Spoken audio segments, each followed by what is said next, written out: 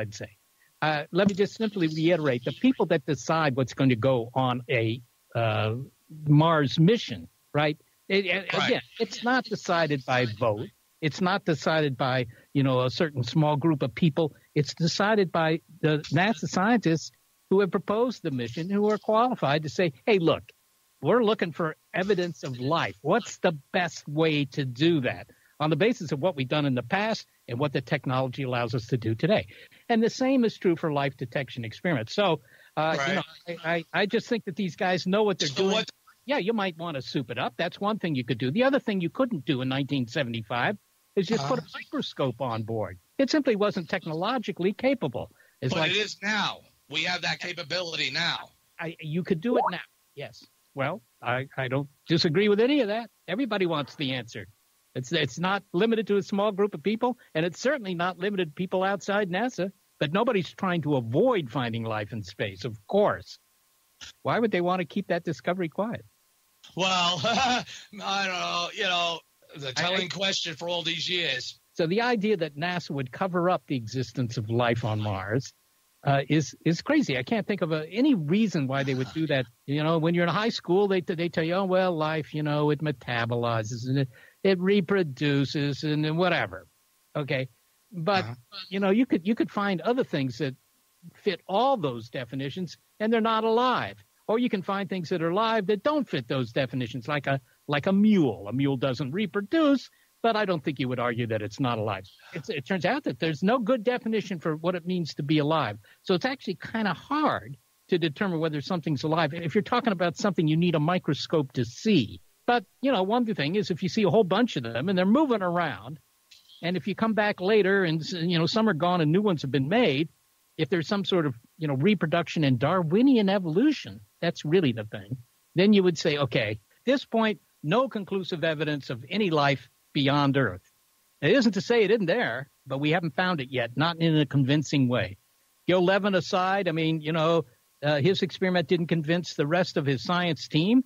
And you can say maybe he got a bad deal there, and maybe he did, but it didn't convince the rest of them, and it doesn't convince scientists today either. Most of the ones I've talked to are still very skeptical about those Viking lander results. So I think that they ought to put the most sensitive tests they can to look for biology. Right? Biology. That's it. And maybe replicating his tests is the way to go, but it's not guaranteed, at least from my point of view, it's not entirely sure that that's the best approach anymore. That was the approach 40 years ago. That technology has gone way beyond what it was in 1975, and the same is true for life detection experiments. So I think Gil Levin made some interesting comments about the capabilities of those Viking landers that plopped down onto the surface of our little ruddy buddy back in the mid-1970s. Most of the members of the science team thought that it hadn't proved the existence of life. You could argue about the label release experiment and all that stuff. But the thing that I think convinced the team that there wasn't biology there was the fact they didn't find any organic compounds. All right. But it turns out that the sensitivity of the experiment wasn't the greatest. So it's an open question.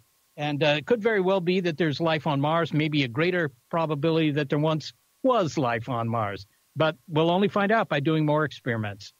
All right, so that's great. You're in agreement then that with a souped-up then version of a modern-day Dr. Gil Levin's light detection control label release experiment would be beneficial on those rovers. As far as Cydonia goes, if you're talking about evidence that there's been some intelligent critters on Mars, I don't think that evidence is very good at all, actually. So I hope that doesn't deflate your balloon there. But not at all, believe me. The face on Mars, I think, I bought a 5-pound bag of potatoes last week, and I looked at those potatoes. There were a few faces there, but I never thought for a moment that the potatoes were trying to get in touch with me. So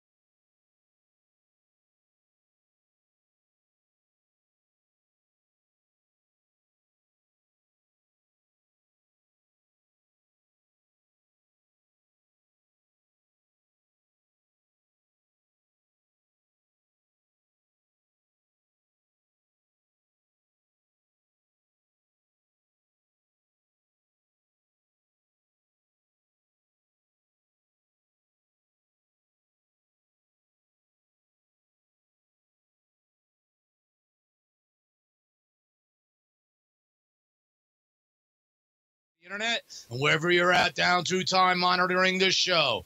I'm Gary Legier, the Mars Revealer, known also as the Mad Martian, and I would like to welcome you all to the Martian Revelation that is upon you all again now. And today is July 21st of 2018, and you're listening to this broadcast through www.lnmradionetwork.com, where the shield of LNM is the truth and also your defense for the war which we all fight against the dark missioners, to bring you the truth one show at a time. LNM Radio Network is also 100% listener supported, so if you're a listener, please help support shows like the Martian Revelation and the many others you would enjoy listening to through LNM, as it is because of you, the listener, of which makes the Martian Revelation possible to be brought to you all back through time. So please click subscribe on the LNMRadioNetwork.com website, and please share the link far and wide. And you could also definitely help support the Martian Revelation show by donating any money that you can afford to give, which helps us all continue doing what you love us doing, and that is bringing you the truth. This will also help make the Martian Revelation all that it is supposed to be for the show, for a better learning and visual experience, as well as for better entertaining, which benefits us all. And now I got to admit, I really do need your help to continue doing this. But you can donate by going to www.thefacesofmars.com and scroll all the way down and see that you, the listener, can become a member of the Martian Militia by clicking on the donate button. And the Martian Militia will stomp out the troll, challenge the powers that be, and bring you knowledge, and will help lead you all to a new fate and a new future. Plus, you will also be protected by the shield of LNM Radio Network, where the shield, again, of LNM is the standard and the symbol of truth and light, especially as we fight the war against those dark missioners who are leading you away from the light and manipulating you to help you all open your wallets and your pocketbooks to only allow them more power for the dark side to continue to mislead you and to steer you all away from the truth that they themselves not wish to face or even admit to. So your listenership and your donation support counts and helps the Martian Revelation not only to fight, but to win against those evil dark missioners, as well as to secure a future to which we all can literally make the Martian Revelation our reality by changing our fate, and to make that fate real for us all. So please donate today and become part of the Martian Militia as a Revelation Roughneck. Just remember also that if you're listening to this Martian Revelation show, again on www.lnmradionetwork.com, then know that you are the resistance. And I do have news that I wish to speak about, but I got to say we are most likely going to be unfortunately sidetracked. And I apologize to you all, as I would like to focus on some issues arisen from last week's show with Seth Shostak of SETI. And I got to tell you all, it was a tightrope for me. It would have really been nice to be able to just have had some hypothetical discussion. But I was warned by some I would not be able to have that with Seth. But that ain't my main concern. My concern stems on his statements and outright disdain to Dr. Gil Levin, especially regards to Dr. Gil's controlled label release experiments, which on board the Viking landers at both sites on Mars in 1976, his experiments tested positive for life. Not just showing signs of life now, mind you, but evidence that life exists on Mars. And I got to admit, I was hoping to be able to see a better discussion from Seth about that subject than that, obviously, than which he was allowing himself to seriously discuss. He did, however, give his opinions without really even giving me or us all any reasoning behind the things he's spoken about that showed his disdain, or any answers that would have answered my question of why it was not viable regards to Dr. Gil's experiments. In fact, he basically told the official NASA party line without giving us information, for instance, on what replaced Dr. Gil's experiments that could detect life. Instead, he went elsewheres, and I didn't push him, as I obviously seen he could not answer that. And many have said that he is a spokesman and damage control person in reality for the powers that be, helping to control and to suppress the truth of what they're really finding out there. So being a different person than what he being as what is looked at in the eyes of the public, the head for the search for extraterrestrial intelligence. The search for life, however, is its most basic component to detect as well. And some say even to conduct that test first before any extraterrestrial intelligence signals. But yet so many share that supposition because of their outright ridiculing of a subject that demands all of our attentions and deserves our many questions about the issues of life on Mars being found, and in both cases for discovering microbial or organic life aspects, as well as to the intelligent life aspects that many people see and believe has been discovered on Mars. Yes, in both cases even. But there's been a policy and an agenda which has been in the way of seriously getting any place regards to these answers. And they don't look to you, the people of the public, to give them any input or any insight on what it is that they actually found or are finding. To some degree, you can understand that, but in many others you can't. But I'm just going to say that I played the host with him, and it was hard for me because I really wanted to tear into the main issues. I wanted to tear into him. You know, I admit it. But my frustration all the more inside me was building, however, and I not appreciated how he has, on behalf of a public agenda and policy of control over these subjects, and where he played his part well in trying to play Dr. Gill and his Viking lander experiments and his findings down without offering any proof or no statements as to the how and why his experiments not worked, according to him. But as many of us have seen and could appreciate on this show, they did work.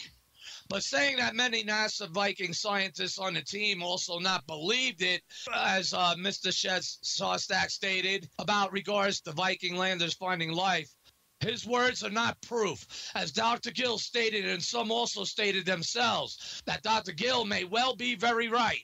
NASA, however, takes the official position on the matter, however, and it gets treated as NASA policy dictates, despite the evidence of your own eyes and analytical prowess. And that is exactly what we have going on here. And last week with Seth Shostak, not to disparage him, as he is a brilliant, famous person. But who gives a crap? Really? If the truth is not being told or brought forth to prove such excuses on a scientific case, which he did not do. Belief in suppositions and policy dictates are not science, nor is it scientific. It is avoidance and public control to keep it under official control. That is the key word. And NASA felt that Dr. Gil Levin's controlled release experiments findings were not officially sound, though it was most certainly scientifically sound. Again, like Dr. Gill said himself on this show in May, that NASA seemed angry at their own findings, basically, though that was the intents and purposes to send the Vikings there with those experiments was to detect life. But that just exposed that the fact of the matter is that NASA just not expected to find any life. Or looking at it all now ahead in time, we would assume and conclude that NASA would never have even included that special experiment to determine if life existed on Mars at all, if they really were going to expect it there. But since their official position and anger on Dr. Gil Levin and his experiments shows us all that NASA was not happy again with their own test results. Though, mind you, again, the results were duplicated twice each for each Viking lander sitting 4,000 miles apart from each other, coming up with the same test results, both shown positive for life itself, not just showing signs of life. And there, that being said, I want to reflect on a few things Seth Shostak said, because it really irks me. And I even relayed the news to Dr. Gill about what was said. And it may be that repeating that experiment from 40 years ago is no longer the best way to find that evidence. But things have changed in the last 40 years, right? NASA scientists who have proposed the mission, who are qualified to say, hey, look, we're looking for evidence of life. What's the best way to do that on the basis of what we've done in the past and what the technology allows us to do today? And the same is true for life detection experiments. I just think that these guys know what they're doing. What, you see? It sounds like he's punking Dr. Gill, basically saying he's not qualified to determine whether or not his experiments detected life on Mars or not. Yet NASA came to him. Remember that. And if the best minds knew at the time how to do that, why did they come to Dr. Gill? So there's something wrong here with his picture. So he continues to say that an experiment from 40 years ago is not the best way to find out the answers, or to find out from those experiments from 40 years ago. Remember, they ordered Dr. Gill immediately not to reveal to the public that he and his experiments detected life. Yes, they ordered him not to reveal to the public that him and his experiments detected life on Mars, but to tell the public simply that it detected possible signs of life on Mars. And also, basically, he was calling it outdated. And I asked Dr. Gill about that. And so Dr. Gill says this: ask Seth whether or not the periodic table is outdated. Also, does 2 times 2 still equals 4? After all, that is very old. You got to give him credit. This man's as sharp as a chip, and he's 94. He also says things have changed over 40 years. What? Regards to the technology? Because the things that has not changed over 40 years since NASA ordered him to tell the public that him and his experiments did not discover life on Mars. Again, only showing possible signs of life that it discovered. And remember, NASA has not allowed any proposal put forth by Dr. Gill ever since Viking up until now. They've denied him to allow him to have those experiments put on board any Martian rover lander since 1976 Viking landers, where those crucial tests were done. So what has changed, I'd like to know, from Mr. Seth Shostak and the technology when that technology has not even been sent again? You see how this doesn't make sense? He gives an opinion and standing from an official position to answer for something that he's not really answering with any science or any backbone of evidence as to what he is claiming is true. Again, not to disparage him, but you know what? I'm on Dr. Gill's side with this, and so should you all, because we've been being lied to, and obviously it still continues. He also says that it's the NASA scientists who propose these missions, and they know what they're doing. So he's saying that basically Dr. Gill does not know what he's doing, yet it was NASA that came to him. It was his idea, his experiments, that again, NASA used to send in 1976 on 2 Viking landers to Mars, 4,000 miles apart from each other.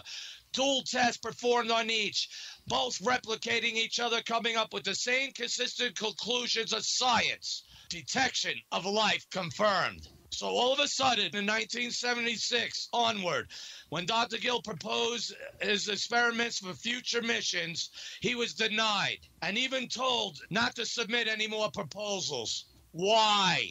If he was not qualified, they would not have came to him to begin with. And if he was not qualified, he would not have been able to submit any proposals to be denied or confirmed. Again, what's wrong with this picture? And he says it's not the best way to find that evidence. Okay, so then what is? I tried to ask him, and he wouldn't answer. He went on to something else. And I left it at that because I felt his own answers exposes himself for what is going on here to you all. It was just confusing me when he said that. That's why we're looking closer at his words now, after reflection of last week's show. And I mentioned that part to Dr. Gill also.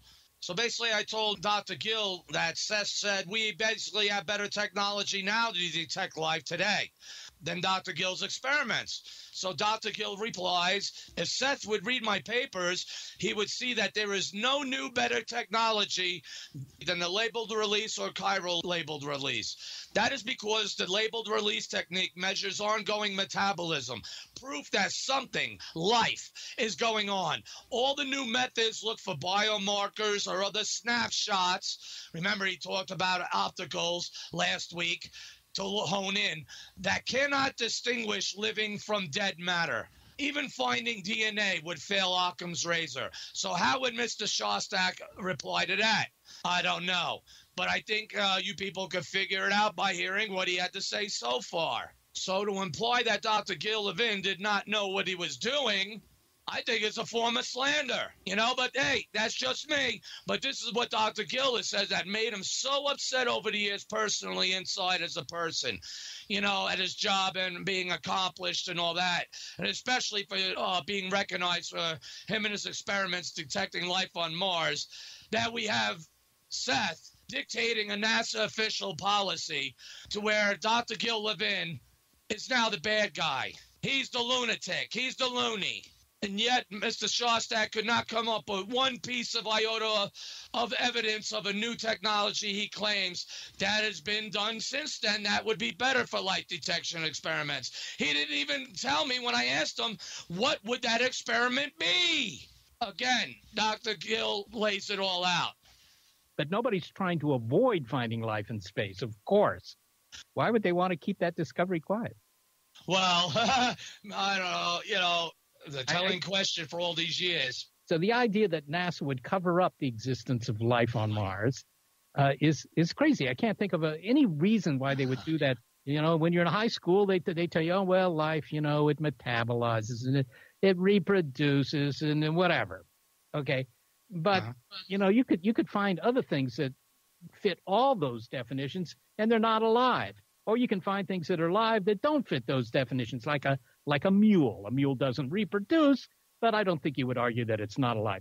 It turns out that there's no good definition for what it means to be alive. So it's actually kind of hard to determine whether something's alive. If you're talking about something you need a microscope to see, it simply wasn't technologically capable.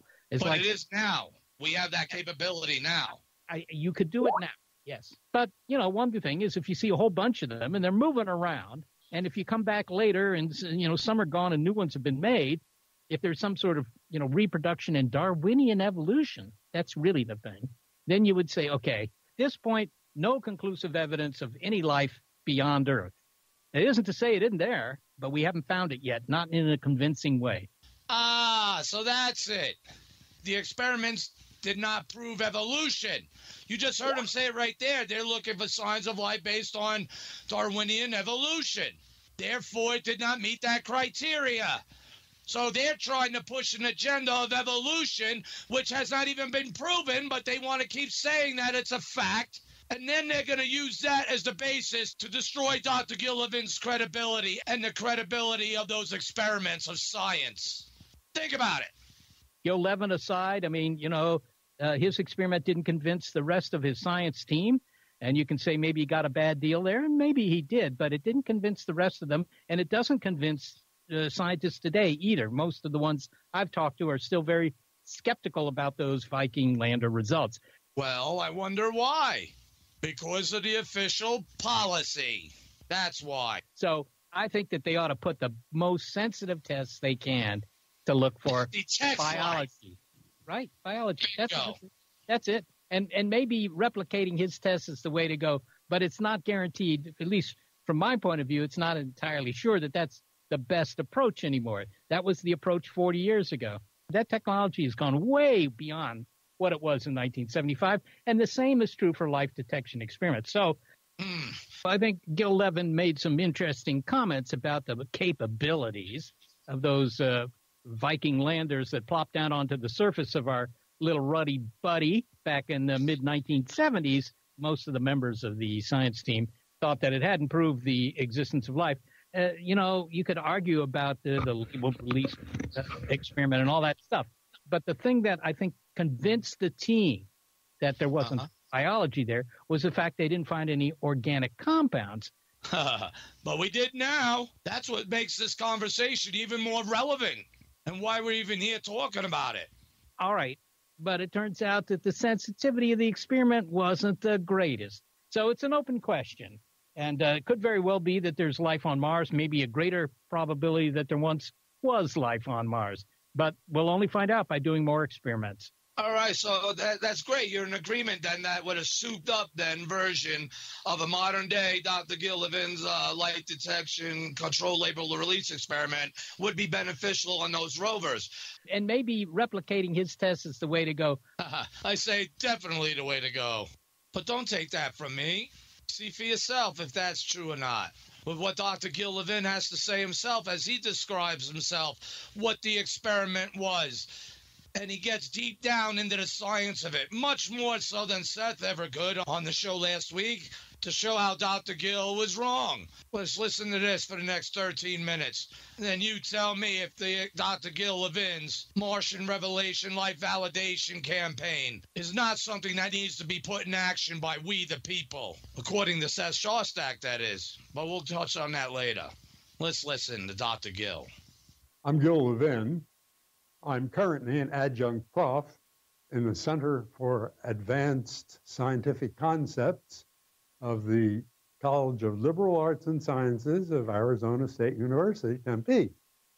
For a long time, I ran a company I founded way back in 1967, which is what really got me into this trouble. My path to Mars began on the beach at Santa Monica, and it involved the optics of looking at bubbles. Complicated? Well, not really.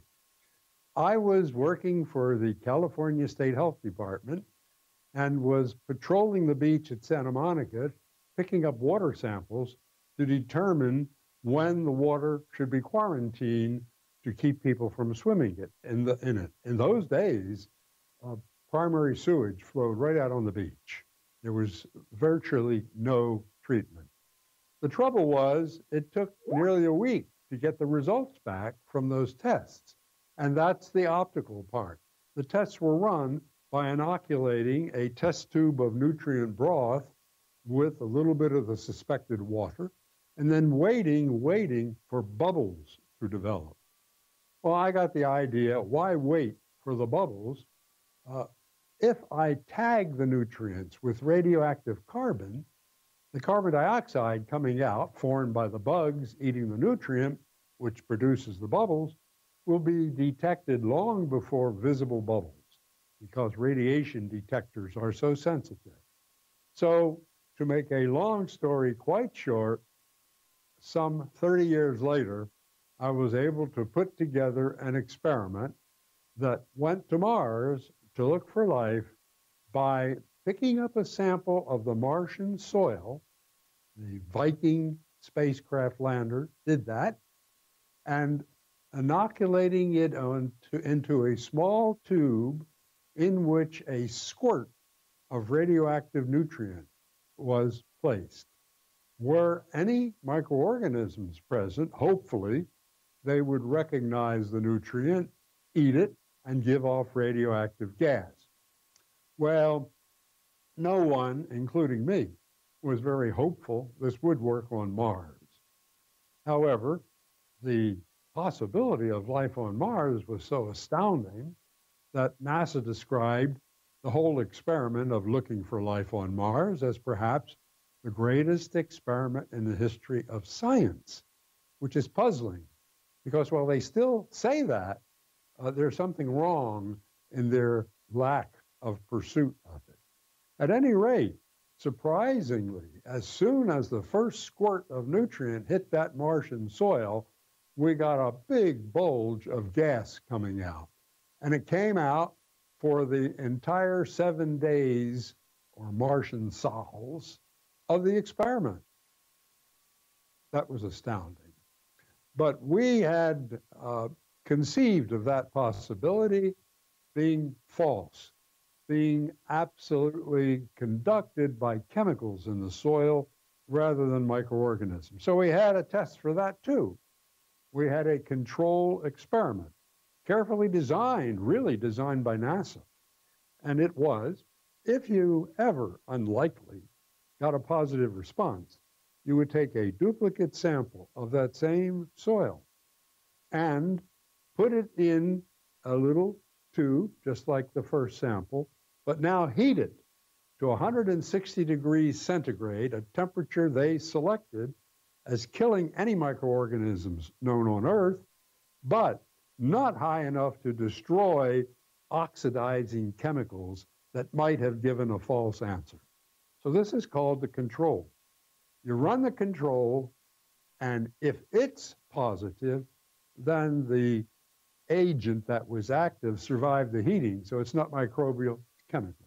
But if it's negative, you've killed something that had been alive, and that's the confirmation that it was indeed a positive response for living microorganisms in the soil of Mars.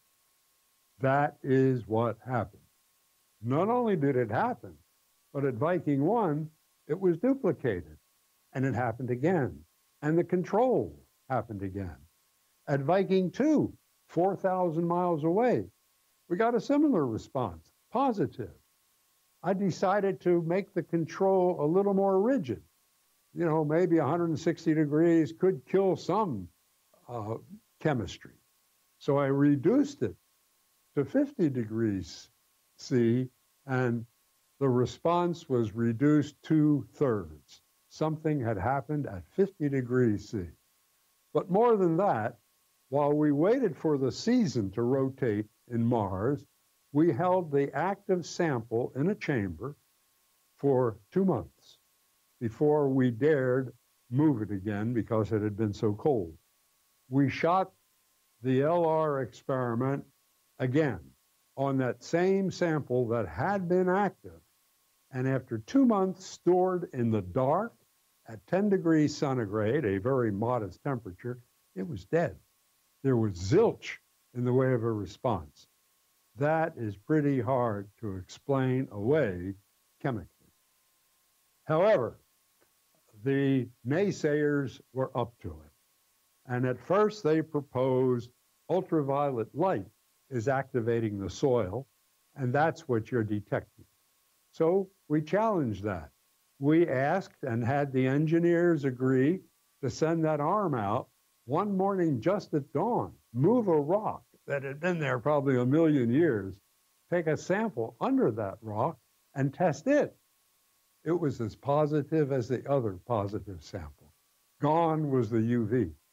Next, they got the idea that there is hydrogen peroxide or some strong oxide covering the entire surface of Mars. And that is killing microorganisms and destroying any organic matter, because the instrument NASA sent to identify the organic matter everyone knew was on Mars. They doubted there was any life, but no one doubted there was organic matter because it came from the same sources as it did on Earth. That instrument found 0 organic matter. Well, now NASA was really faced with a problem. One experiment says life, the other experiment says no organic matter, ignoring the fact that the experiment that said life could detect as few as 10 cells on Earth, which it had done, remarkable sensitivity, and the fact that the experiment looking for organic matter required the organic matter of 1 million cells to detect it, they wrote it off and said, nope, no organic matter, quote, there goes the ball game, end quote. For the 37 intervening years, NASA and other astrobiology scientists have been explaining away, or attempting to explain away, the labeled release, my experimental results. They've been unsuccessful.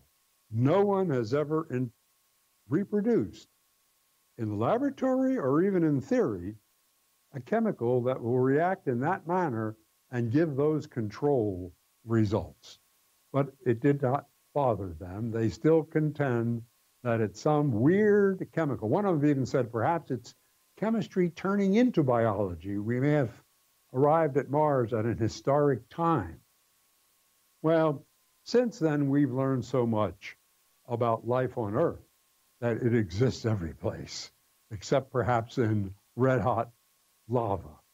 But wherever you go, up, down, sideways, there's something alive under conditions that are sometimes as bad as any on Mars.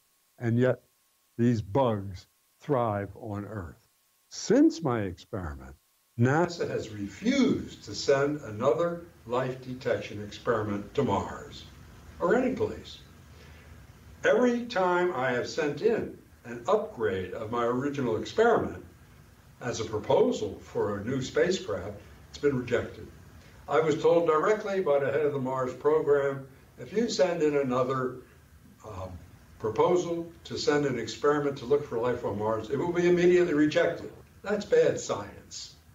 The reason they give is because if they got another equivocal answer, which they now admit, we're not sure it wasn't life, but it's at least ambiguous. If we got another ambiguous answer, it would hurt our program drastically. So we're not going to take a chance. That is not science. That is politics. Science demands, if you get a positive result, you go back, replicate it, and then expand it and learn more by the same technique. Well, we had already replicated it. It worked 2 times at Lander 1. It worked 2 times at Lander 2. What more replication do you want? I had come up with a method of improving the experiment by making it chiral in nature, distinguishing left and right hands. Your left and right hands are not identical, and you can't place one on the other. All living organisms that we know of use only left-handed amino acids and right-handed carbohydrates. I had mixed them in the solution I sent to Mars because they wouldn't give me 2 instruments to keep them separate to see if there were a difference in the responses. I now propose to test them separately. Every astrobiologist I've spoken to has agreed if the organisms ate only one isomer, the left-handed or the right-handed, that would be proof of life. Chemistry cannot distinguish between those isomers. Biology always does. Those proposals were similarly rejected. Now, in the intervening years, several experimenters have demonstrated there was something wrong with the instrument that went to look for organic matter on Mars. And they have explained it away, they have impugned it. None of the original complaints against the validity of the labeled release experiment remain, except the general statement, it's the consensus of astrobiologists that life was not detected. Now, science doesn't work by consensus. As a matter of fact, when Jim Martin set our Viking 1 down on the ground, he delayed putting it down for 2 orbits because he had seen these rocks on the ground. He took a vote of the scientists assembled there, 17 of us. All 17 said, let's go down. We're going to run out of time. And he says, well, thanks for your opinion. Science is not a democratic process. We are not going down. And he went 1 more orbit and got us down safely. What I'm trying to do is get us down safely to rid us of the paradigm that we are alone. We are not alone. There is life on Mars, and that means there should be life throughout the cosmos. The next experiment should be to send up that chiral experiment to see whether the life on Mars is the same as life on Earth or different. If the chirality were different, that would be a stupendous discovery. It would open up the cosmos to life. And there you have it, Dr. Gill himself. He just laid out the proposed experiments he would like to send. That was denied for years. And that is what we demand, that the President of the United States, my President Doug Trump, and the Chairman of the National Space Council, Vice President Mike Pence, again, who said, and here from this bridge to space, our nation will return to the moon and we will put American boots on the face of Mars. Again, people, you can't make this up. This is the path we're on. This is the future. It is us. Now, we the people who must reach out and grab it.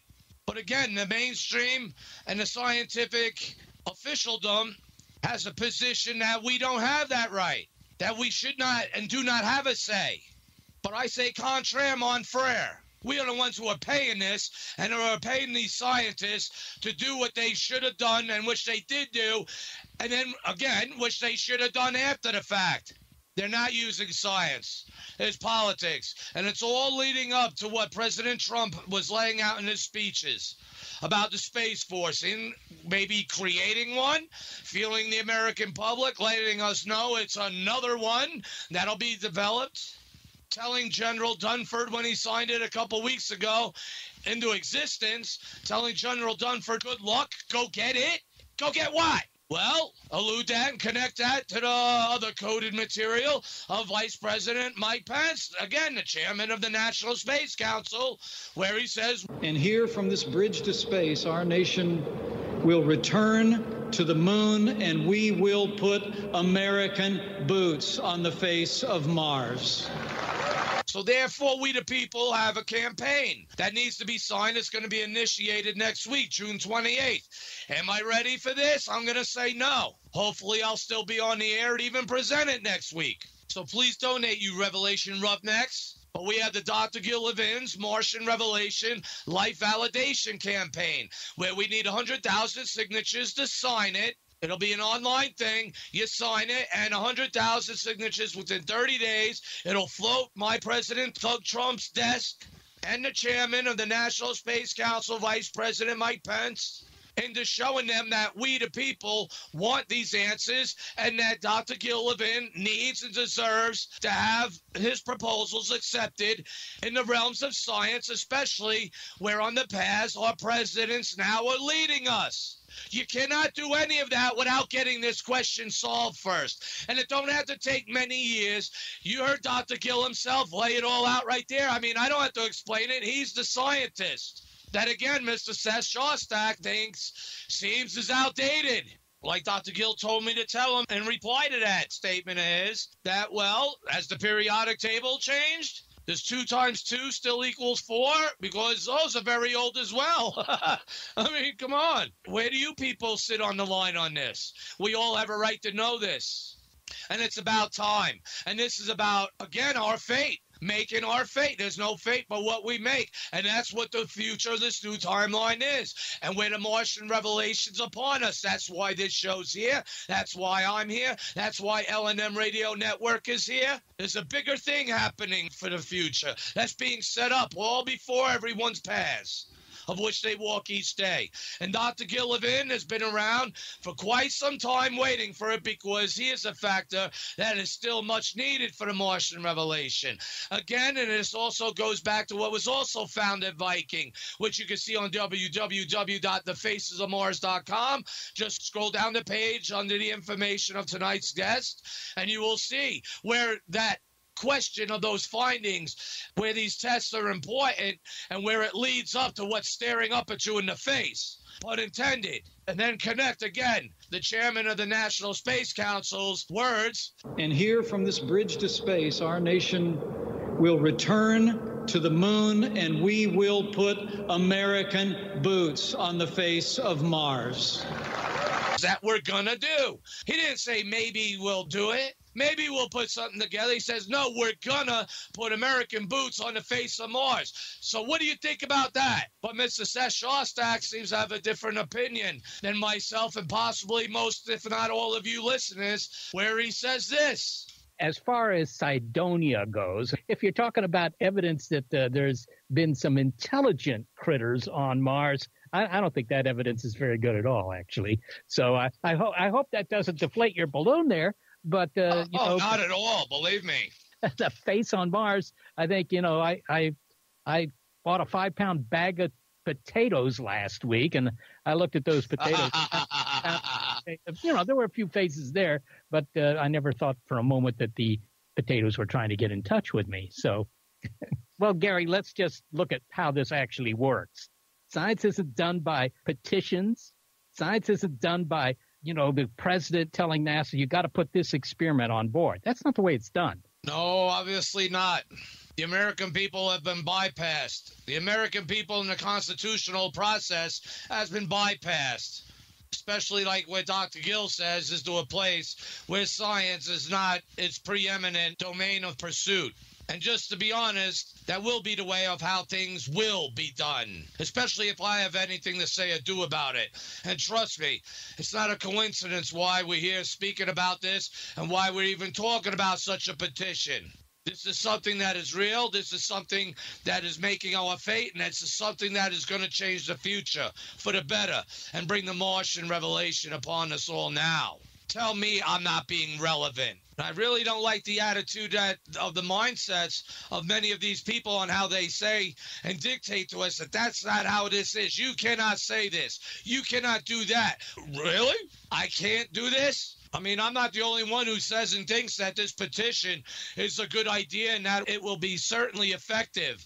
And it doesn't suck that the fact of the matter is that we, the people, have to use our constitutional process to make NASA do something to which they do not themselves wish to do.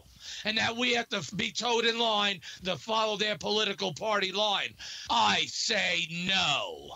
We are a nation of we the people, and we the people have balls. And it has to take balls now to make these changes happen, to dictate to what we want to happen. Yes, that will be the way how things are done. My President Doug Trump has shown that, and he's draining the swamp, and it has been those world-dominating controllers that behind the scenes that do not want us to go, that don't want us to know, but yet they're having their agenda unfold over the years, unbeknownst to the rest of us. While they're in control, even of this knowledge that we all have the ability and the right to find out about, and also to partake in the experiments about, especially when it's in the realms of science that's being pursued by we the people, that we have to put a petition forth to put our demands known because it's been being denied to all of us, as well as to Dr. Gil Levin for all these years since 1976. They did what they did to him to suppress this from us. They're the ones that ordered him not to reveal to us that life on Mars was in fact discovered by those experiments. No, instead they made him tell the public instead that his experiments only found detections of signs of life. Now, how is that right? And how are you telling me or anyone telling me or anyone that we the people cannot do this? Really? Just like we, the people, could not dictate our future by voting in my President Doug Trump. He was right. If Hillary became president, we would not even be talking about this. There would be no talk of missions to Mars. We would not be going to Mars, he said. Aiding and abetting the traitors of the United States, of we the people who sold us out to a New World Order agenda, to where it is real Nazis and real Nazism, and they do not want us to know where to go. But they want to grab it all by having what they got out there ready, because it discovers them. So when my President Doug Trump said, we'll develop another one, guess who's shaking in their boots? And the Space Council Chairman, Vice President Mike Pence said, and here from this bridge to space, our nation will return to the moon and we will put American boots on the face of Mars. Notice he said American and not un-American. So keep that in mind. Next week, June 28th is the day. Again, hopefully if the show is even able to be aired. Again, I need your help with your donations. Please go to www.thefacesofmars.com, scroll down, plus donate, because you literally will be keeping this show on the air, and you literally will be the ones that make the Martian revelation possible, and you all literally, by your signatures, will help vindicate and validate Dr. Gil Levin, and his place will rightfully be such placed in the history books. And so will the embarrassment of NASA of what they did to him, as well as, remember, because of what they did to him was ultimately to do to us all. Tell me we the people can't do anything about it.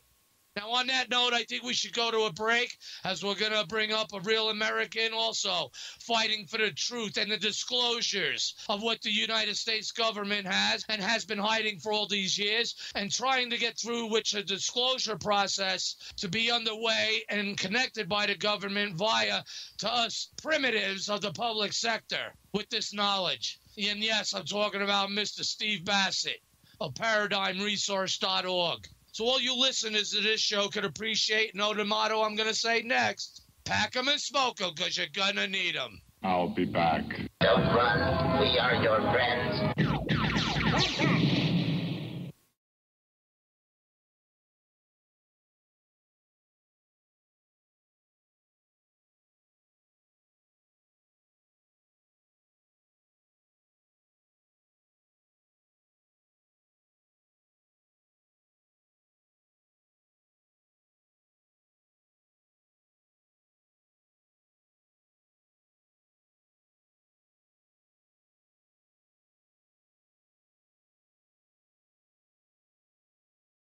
Levin's life detection controlled label release experiments on board those rovers. It is about time. Is it about our fate? Please join the Dr. Gil Levin's Martian Revelation Life Validation Campaign. Please go to www.thefacesofmars.com and scroll down the page and click on the glowing, blinking link for Dr. Gil Levin's Martian Revelation Life Validation Campaign. You will get to read all the information on what this is about. Please support us and please support the campaign as a White House petition is going to be in place. And this is just to let know to you all of what's coming, so when the day comes, you all go to sign it, because we need 100,000 signatures within 30 days for it to float President Trump's desk, as well as the chair of the National Space Council, Vice President Pence.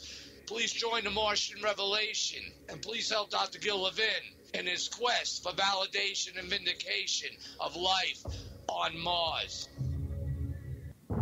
Are you intrigued by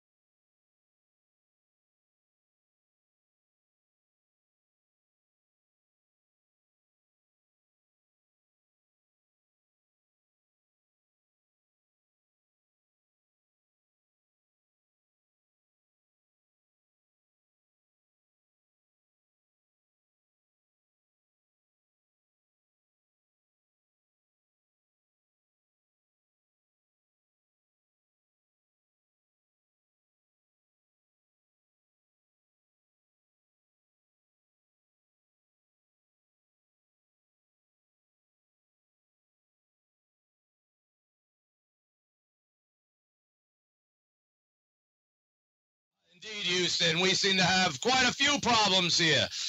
Welcome back, everybody. This is Gary Legier, your host of the Martian Revelation. And if you're listening to this broadcast, you're obviously listening behind the shield of www.lnmradionetwork.com. Please support LNM as well as the Martian Revelation with your donations of support, as, again, this show needs your help to continue, hopefully even the next week. And next week's the big one.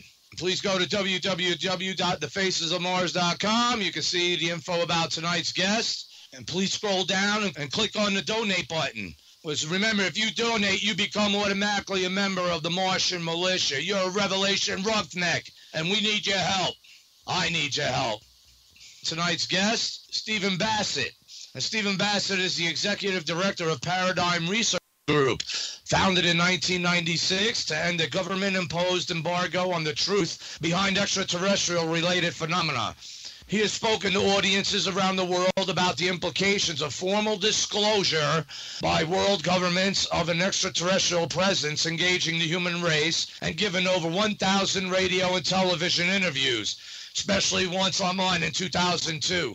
So talking about blasts from past. And Paradigm Research Group's advocacy work has been extensively covered by national and international media, including being featured by CNN, who cares now, Fox News, MSNBC, Washington Post, New York Times, New York Magazine, Washington Times, and the Chicago Tribune. And Paradigm Research Group has assisted numerous organizations and initiatives working to, 1, raise public awareness of both the extraterrestrial presence and the truth embargo. 2, convene open congressional hearings to take government and agency witness testimony. And 3, incite the political media to appropriately cover the attendant issues. There can only be one outcome to the disclosure advocacy movement: the formal acknowledgement of the extraterrestrial presence by world governments. And you got to admit, we must agree when I'm there.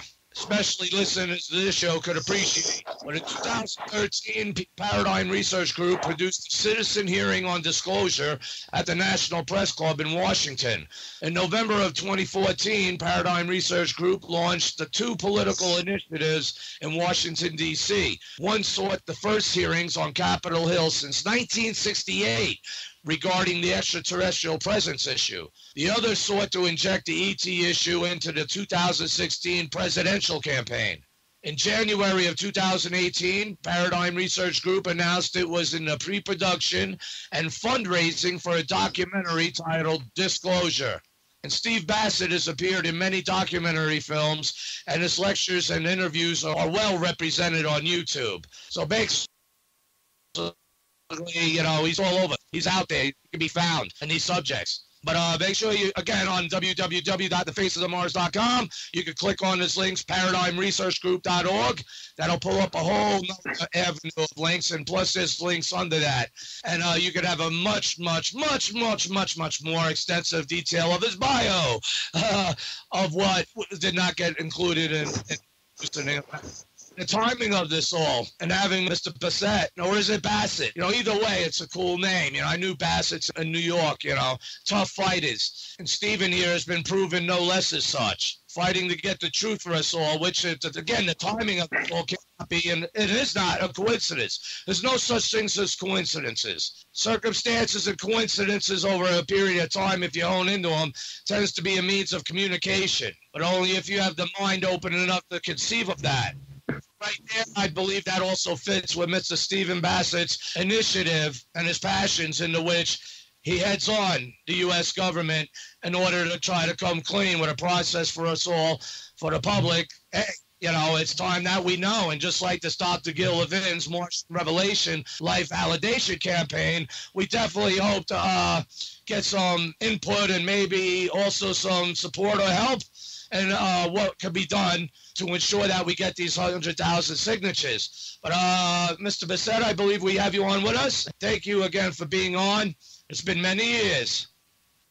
Yes, it has, Gary. It's good to be with you again. Well, indeed. It's since 2002, so it's been quite a number of years. And I'm really interested about that, the presidential bid. How did that go?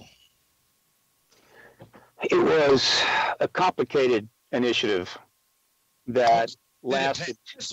I mean, I know there was some steam on it, right?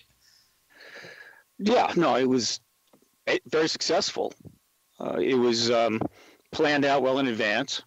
It was launched in November of 2014. The goal was to get the media to really jump into the election campaign regarding the story of the connection between the leading candidate, Clinton, and the ET issue, which went back all the way back to her husband's administration in 1993. And there had been statements from Clinton teams over the years, little breadcrumbs had been dropping, and the media just wouldn't cover it. We gave them every opportunity, tried to get it in play in 2008 when she ran the first time. The second time it caught for several reasons. One was the citizen hearing on disclosure had been delivered to Congress, and that was well known. And a number of media saw that or saw it later when I presented it to them. And so you had 3 hours of testimony in that citizen hearing on the Clinton ET connection. And they just started writing stories. And before the election was over 400 articles were written about the Clinton ET connection, and she was the leading candidate. That story should have blown sky high. I mean, it should have literally taken off and very possibly forced disclosure under Obama. But a couple of things prevented it from reaching critical mass. One was, well, no, not Obama. The election was so bizarre. It was just really bizarre, particularly on the Republican side, 20-some candidates, and then, of course, the Trump factor. And then, secondly, the television hosts, these multimillionaire television hosts that under the Presidential Campaign Commission protocols run or moderate these debates and ask whatever question they want. They're not supposedly interfered with by anyone. Simply ignored the story. They never ask a thing about it to any candidate, including her, and that allowed them to sort of get by. And they stopped responding to the issue on June the 2nd of 2016, thinking that the White House was theirs. And this is despite all your years of previous efforts being right there in their faces with this issue for you. Again, 2002, you were last on, and I forget what place you were at that time with this, but it was definitely very controversial. So that's what I don't understand. Well, the candidates, did they even comment on that, or would they just ignore it and let their media control you guys, like you said, not even talk about it? No one. The only the Democrats spoke to the issue. Not the Republicans. There was something else going on that we didn't know about until later, and that was that the Tom DeLonge project, which eventually was announced as To the Stars Academy of Arts and Science, had also approached the Democratic campaign about this issue. But logically, because she's talking about it, they're speaking to it, and she's the leading candidate. Right. So that was going on, and we first learned about that when all the emails were dumped by WikiLeaks in October. So a lot was going on, but we have many flaws in our electoral system, and one of it is the way the debates are run. The moderators that ask those questions are all television news hosts. Some of them are stars. And a lot of people don't realize that they're all millionaires, multimillionaires. They make between $1 and $25 million a year. And so we have these multimillionaires who have full control over what questions they're going to ask. And there's a whole list of questions. And I don't mean questions about sex and other nonsense. I'm talking about really difficult questions about America's right. Is the face on Mars real? Is there life on Mars? Is there UFOs in our skies? Yeah, that and 1,000 others that they don't ask. And they don't do it because if you're a multimillionaire, why rock the boat too much? Why be too difficult? You got a great thing going.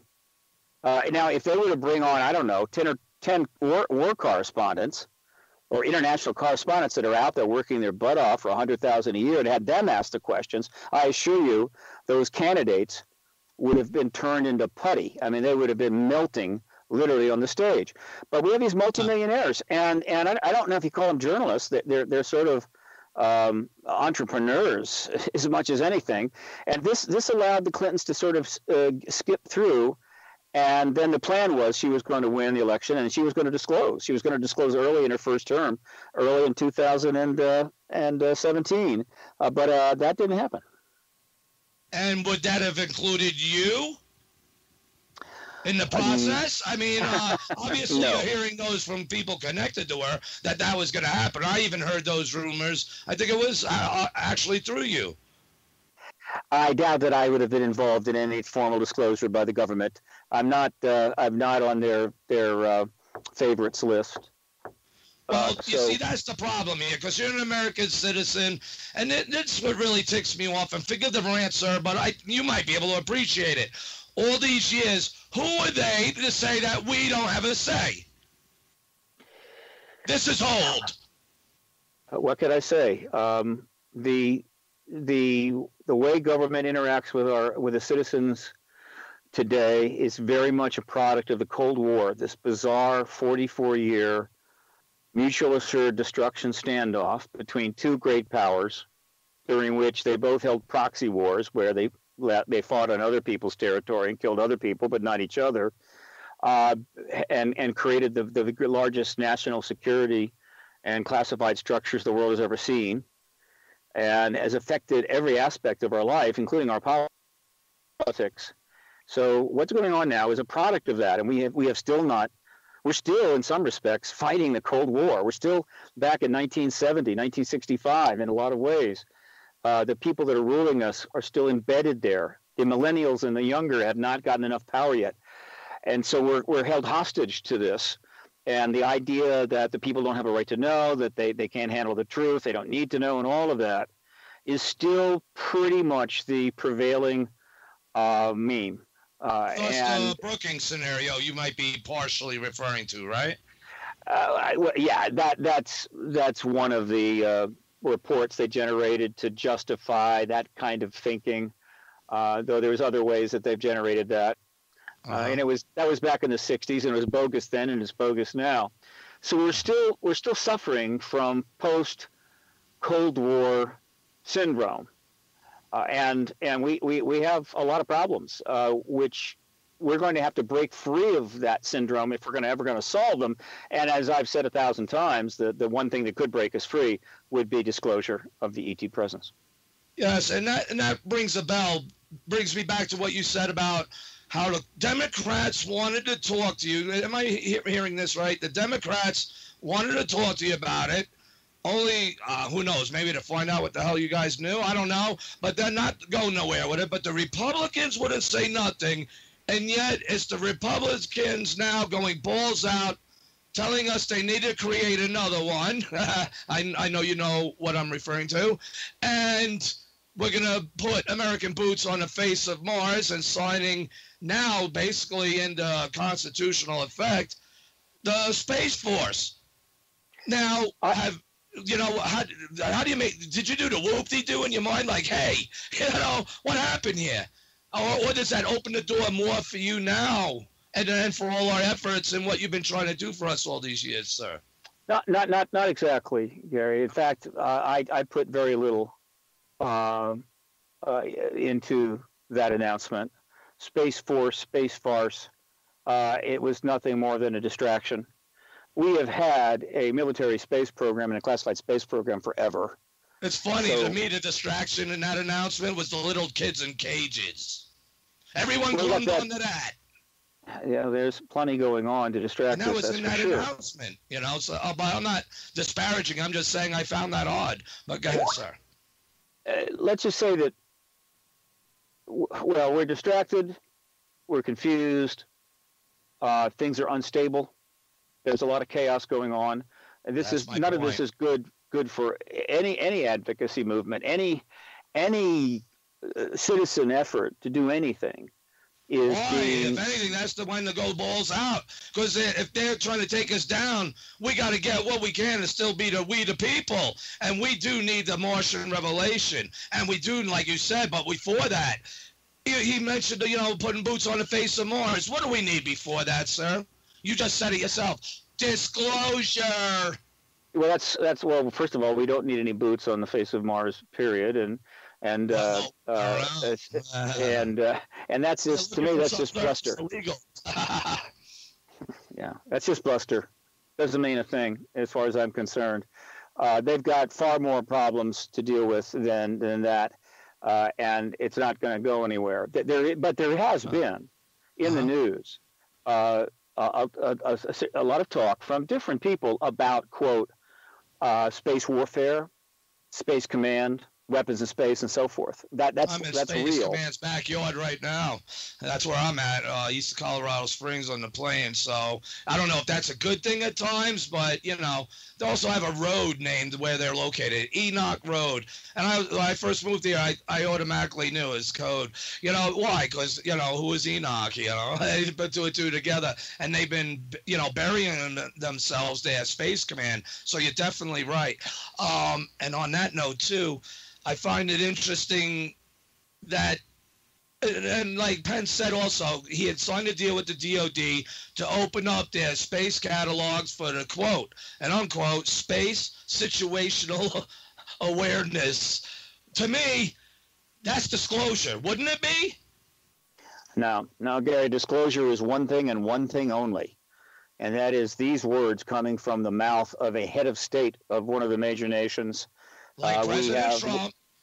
Could be President Trump, President Putin, President Xi, President Trudeau, Prime Minister May, President Macron, that there's an extraterrestrial presence. That's disclosure.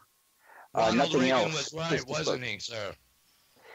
Ronald Reagan was almost certainly tipped off by his. He said the presence was here even then, and even amongst us. He said that, he warned us. He never said that. What he said was that, and he repeated it a number of times in speeches, including one at the UN, that wouldn't we all come together as a planet, as a group of nations, if there was an actual threat from outside, an extraterrestrial threat. And he was saying this. He was off script, and his aides were not happy about it. And the best explanation I have is that President Reagan was tipped off about the ET presence during the lead up to the SDI program, the Space Defense Initiative, which is essentially the Star Wars. And I don't think he was given extensive briefing. I don't think he was given a tour of facilities or anything like that. He was simply told, Ronald, there is an extraterrestrial presence. We're dealing with it. And very possibly one of the reasons we want to push this SDI program is to give a cover to maybe start developing some defenses there. And so, and knowing Reagan and the way he managed, he probably said, okay, fine. You got that under control. I leave that to you. Well and good. But he knew. He'd been told, and he was a smart man. He was a very smart man and an inquiring man. And I think that it was amazing to him, extraordinary, and he just couldn't contain himself. He just had to refer to it. Obviously, he couldn't go further than that. And that's pretty much the sum and total of the Reagan connection on ET issue, as far as we know. No president has ever acknowledged the extraterrestrial presence for sure.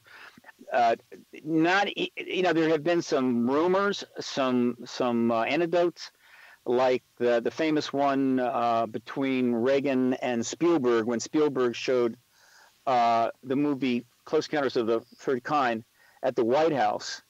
Apparently, it's rumored that he whispered into Spielberg's ear that. There's you and I and a couple other people are the only people that know this is true. This is real. Don't know for sure on that, but it's an interesting anecdote, and there's some history on it. It can be looked up. However, somebody recently did say there was an extraterrestrial presence. Not a trivial person either. A wealthy entrepreneur, a billionaire, who since 2000 has had a almost nearly 18-year contract with NASA to build flexible habitats for outer space, for the ISS, and for other uses. Very, very useful and important research. You're talking about that ain't Branson, is it? That's Robert Bigelow.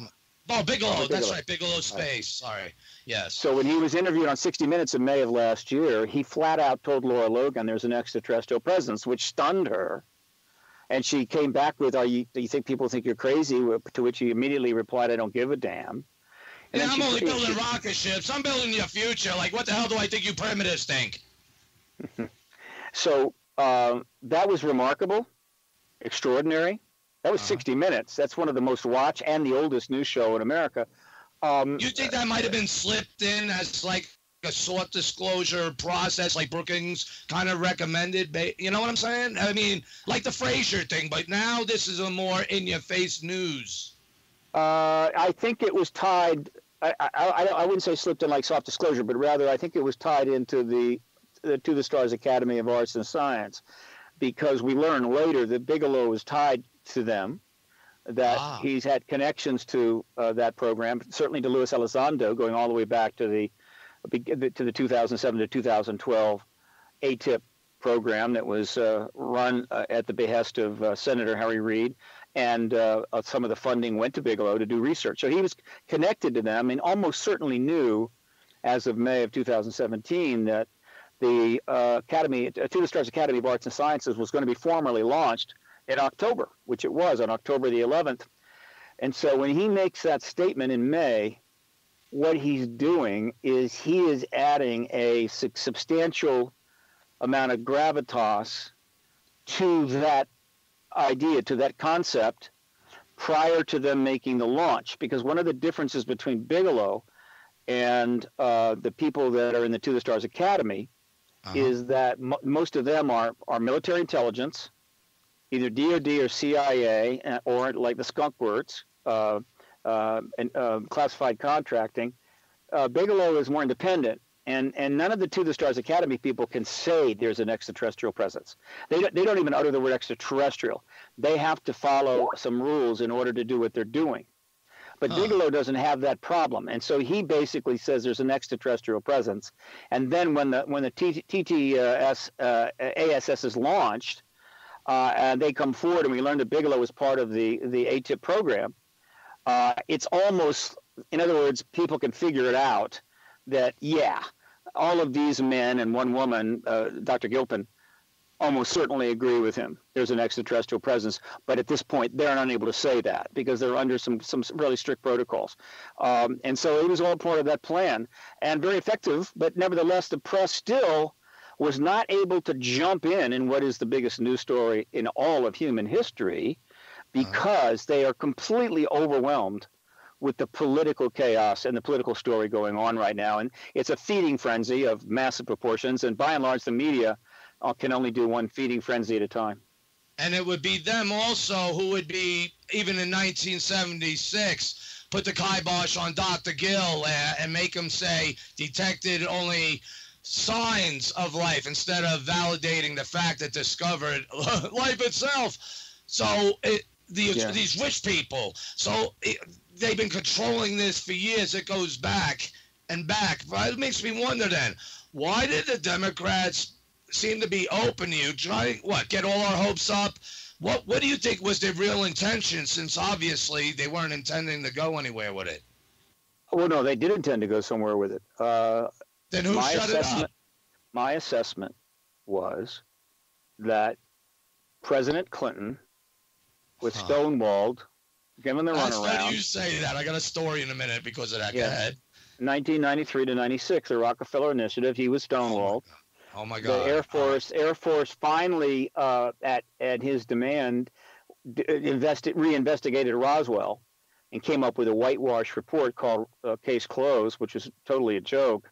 I remember. And then he was then embroiled, of course, in the Lewinsky scandal in the second term. And so essentially, the opportunity to be the disclosure president was yanked from him.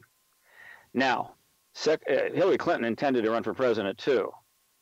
Exactly how soon was not clear, but probably a minimum of 4 years, if not, but probably more like 8 years. They expected Gore to win, and so that didn't happen. And then Republicans won, and so essentially, starting in the year 2000, I think Secretary Clinton, who eventually became Secretary Clinton, at that time she was First Lady Clinton, or maybe even Senator Clinton. She made a decision that she was going to win the White House. She was going to be the first woman president, and she was going to be the disclosure president. She was going to get the legacy that was denied her husband. And that has been in the background. And if you go to my website, or if you listen to my recent lectures, which are now running almost 3.5 hours, I lay it all out with video and audio and documents and everything that shows this thread running from 1993 right up until her campaign in 2000, which began in 2015.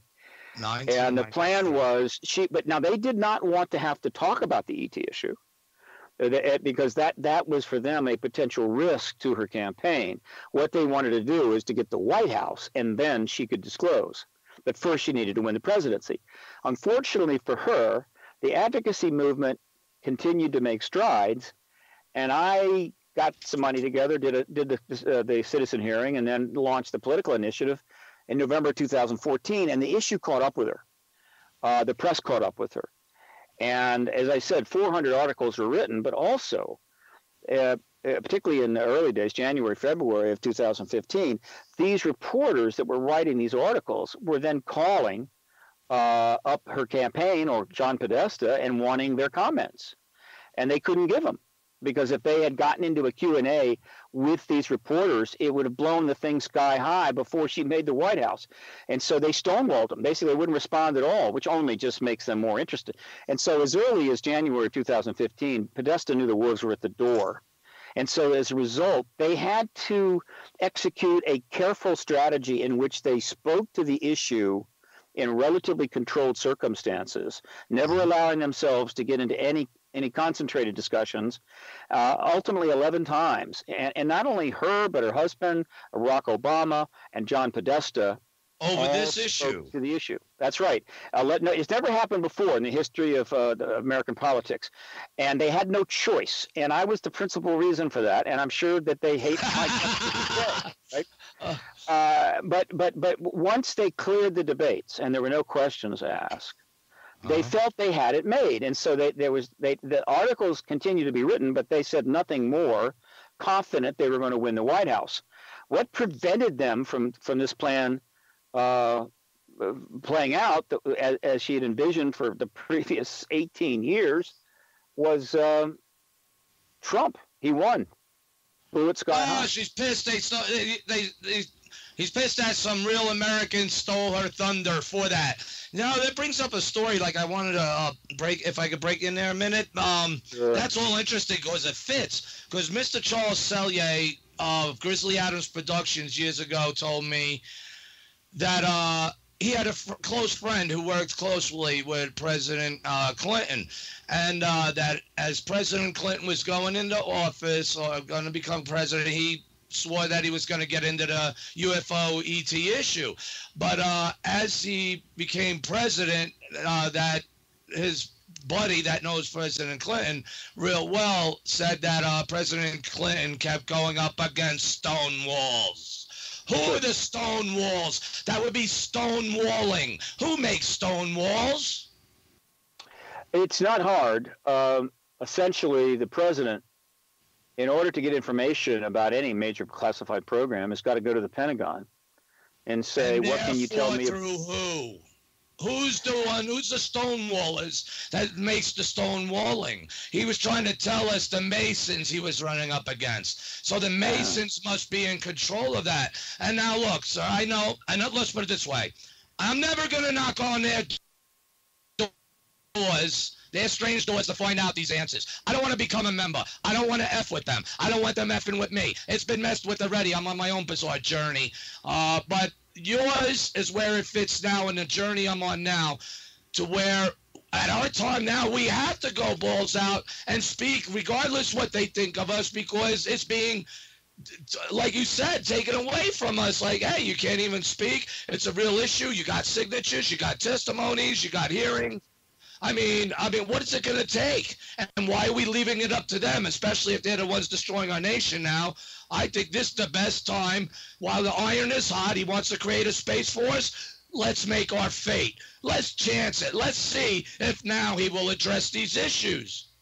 He's not going to be able to address these issues because he is in the middle of the biggest. He's not the disclosure president, right? Well, he's in the middle of the biggest political scandal in American history. It's only just begun to manifest. It's going to be ultimately a nuclear political bomb. The idea of grandiose programs, disclosure, going to Mars, all that stuff, forget about it. They're barely able to keep above water. It's one controversy after another. So you just pretty much have to take this administration out of the picture. However, it's very notable that the To the Stars Academy initiative that was fronted by Tom DeLonge, a very successful musician who also is extremely interested in the issue and had been talking to and reaching out to the Pentagon and CIA people for years, and they finally opened the door and said, "Come on in, Tom." That program very likely was put together, and the reason it worked, the reason that he got a response that he did, and this is what I say in my lectures, and I'm more than happy if the Clintons or the Pentagon wants to correct me on this, or the To the Stars people want to correct me, and that is that in early 2015, if you were in the Pentagon or the CIA, and there are plenty of people inside the MIC, the Military Intelligence Complex, that know full well there's an extraterrestrial presence. Believe me on that. They looked out their windows, and what they saw were, one, that the Clinton people were talking publicly about this issue. And there were news articles being written every week about that, and the whole thing was escalating very quickly. And two, she was ahead in the polls. She was considered a shoo-in to win. The Republican side was a mess. It was 25 candidates, having to do two-tier debates, and it was just chaos. And they said she's going to win, and she's going to disclose the extraterrestrial presence, which for them was a major problem. Because if a politician comes into the White House and discloses the ET presence, what's going to happen? Everybody's going to run to the Pentagon and say, "Why didn't you do something? Why didn't you say something? Why did you hide all this?" And the Republicans are going to throw them under the bus and say, "Oh, we want the politicians." They're going to say, "We want to tell you, but they wouldn't let us," or whatever the hell. And they're going, we're not the bad guys here. We've been defending the country since the end of World War II. We have served the country. We make a lot of money. We're not rich. We're public servants, intelligence officers, military officers, and so forth. And we're not the bad guys. And so we need to get out ahead of this. And I believe the plan was, okay, we're going to bring a group of people together who will be retired, but connected to this issue. We'll form an organization. We'll announce it, all right, and show that we're trying to be part of the solution and not the problem. And I think the intent was to launch this pretty much right after the election, right after she won, because if they're going to get out ahead of it, they got to get out ahead of it before she announces. And she as sure as hell wasn't going to announce the ET presence until she was president, right? Because if it happened during the transition, Barack Obama would have been the disclosure president. Wouldn't that have gotten her more votes, though? Because so many supporters and people want to know that question, just as many, if not more, than, again, the Viking tests themselves that prove life. We want that answer, and they haven't, they denied us all these years. I think these bones are connected together is what I think I'm trying to say to you. And would you agree to that? I emailed John Podesta and told him that if she were to speak really aggressively to this issue, that she would win easily. What was the matter? Was a gun to her head? No, the matter was this. They had two problems from their point of view. Right. One, speaking aggressively to this issue, most of the advisors around her would have said it's too risky. It could blow up in your face. In other words, they don't know what we know. They don't understand this as the issue as we do. And so it would have been too risky. Why risk it? You've got the White House locked up. And then secondly, had they spoken out aggressively and the media really had tapped into the story, it might have generated so much media pressure on the Pentagon and the White House that a deal would have had to have been struck, and it would have been Obama that would have been the disclosure president. So you see the dilemma that they face. No. I'm glad it wasn't him. Just saying. I'm answering your question. Right. That was the dilemma that they faced. And again, they didn't expect to lose. Right. They felt they had it locked up. The only reason they were speaking at all is I had reporters knocking on their door. So there was a lot of behind the scenes stuff. Most of the people, very few people in the country know this story. I'm talking about it, but I get no invites anymore to come on the major networks where I talk about it then, and it would get better known. But in any event, that's what went down. That'll change. Yeah, but the one point I was making was the To the Stars Academy did go ahead and launch in October of last year, even though the political chaos was growing and has continued to grow. I believe one of the reasons that they did that is a concern that another head of state, particularly Vladimir Putin, could still pull the rug out from under us and do it ahead of our president. So they wanted to get going. They're slow playing it though. They're not rushing it. They're taking their time. Because again, the political chaos is just off the charts, but they're in play and they're building a network and a ground platform for this.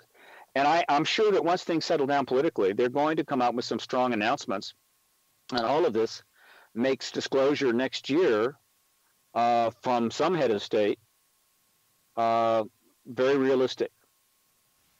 Huh. Now, this. I think at this point we should go to a break real quick because coming back, this conversation's only getting more deep. And again, this is Steve Bassett. Am I saying that right, sir? Is it Bassett or Bassett? It is Bassett is the European pronunciation, and it's Bassett. All right, great. So I was spot on. Again, I had a lot of buddies named that. They all had balls like you, sir. All right, and we'll be coming back. Again, pack them and smoke them if you got them, because you're going to need them on the Martian Revelation. Please mute your mic, by the way, while we're at break, sir. All right, thanks. I'll be back. Don't run. We are your friends.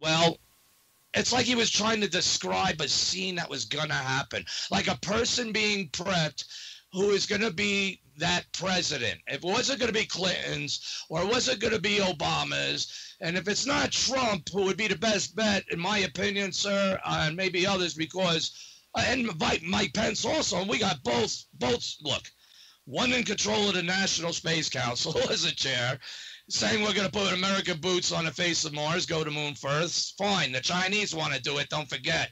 So the space race is on. But then you have President Trump talking about developing another one. And then months later, signing it where he tells General Dunford, good luck, General, go get it. Go get what? What do you think of all that? And could it be the premise of setting up to where Mr. Sellier's prediction might come true? This president that would be primed would be the one to do it, regardless of what these political parties' actions. Does that make any sense? Because for years I tried to figure that out. It's a theory. There are many. Okay. It's speculation. Okay. And I don't. It doesn't resonate with me. I don't think that's what's going on. I don't think that's the way it's done. It's more theatrical than probably the reality, and so it makes for a good story. But I don't think that's the way it works. You know, of the term that you would be more familiar with in these fields and dealing with these alphabet peoples, would that seem like a term of priming someone? Could that be even, as a hypothetical as it is, could it be possible? Because look at all the stonewalling that went on, like you're describing, and for some reason, well, again, like they do to Dr. Gill, and he's a main scientist, and what they do to us, and what they do to you, who's, up there doing your thing all the time. And where's it getting us? I mean, that you're the voice of the people. How much support was behind you? I mean, I don't even have to mention that. He's listening to us know. Well, Gary. So with Trump, or I don't know where you're at now. That's what I'm trying to figure out. But I found the president story interesting. That's why I wanted to get into that. I don't think the presidents are not primed. People are not primed ahead of time. They're not given briefed on an ET issue before the election. We've already had 2 elections that were so close you could razor thin. Who's going to win? It would be very dangerous because until the person's president, they don't have command authority. So you don't give out declassified secrets to them. You don't even start the briefing until somebody's won, and they do start briefings during the transition period. No, that briefing comes, if there is a briefing on the ET issue, it comes after the election. And not every president gets that briefing. Sorry. Yeah, not every president gets the same briefing. This is another problem. This is a serious problem we have. So was Trump briefed on this issue? I'm 99% certain he was not. And he doesn't have any information on it. And again, I understand why people frustrated after 70 years of a truth embargo are seizing on anything that turns up as somehow indicative of a major something. And I don't blame them. I get it. But I've been around for a while myself, and the Space Force stuff is a nothing burger. There is nothing going on in the Trump administration. You don't think it'd be a good idea if it could be a reality, an actual reality? No. We need a Space Force like we need a hole in the head. Not too many years ago. I mean, we're still, again, when I say we're still operating in the 1950s in a lot of ways, we haven't come out of the Cold War stupor. I mean it. A number of years ago, not many. I'm going to go roughly 12. The Chinese wanted to make a point because you go back a number of years and things were pretty testy between us and China. It comes and goes. It fluctuates a great deal. I remember. But the Chinese wanted to make a point to the U.S. that they had space weapon capability, and so they launched a missile. I think it was maybe and blew off one of their own satellites, thus spreading a whole lot of more space junk around, which now we're going to have to clean up. Now, the U.S. Could have responded to that in a lot of ways, right? That would have been thoughtful and mature, reasoned, and advanced in concept. But what we did was here's an advanced reason. we blew up one of our satellites to show them that we could do it too. I don't really quite have the words to describe that. It's boys with toys, but this mentality biggest. Yeah. Right. There's a lot of money in taking biggest. War into space. There's a lot of money in having a space command or a space war and so forth. There's a lot of money in having cyber wars. Wars is what humans do. We've been doing it for 10,000 years. We're addicted to it. It's virtually now built into our institutional DNA. And there are plenty of people of a certain personality type. There's a number of various personality disorders which fall into a kind of a spectrum on the personality chart. And these individuals are particularly good at getting into power and playing these games. However, it's all kind of silly, and the reason is this. Shall we the extraterrestrials laugh at our games, our war games, and our space commands.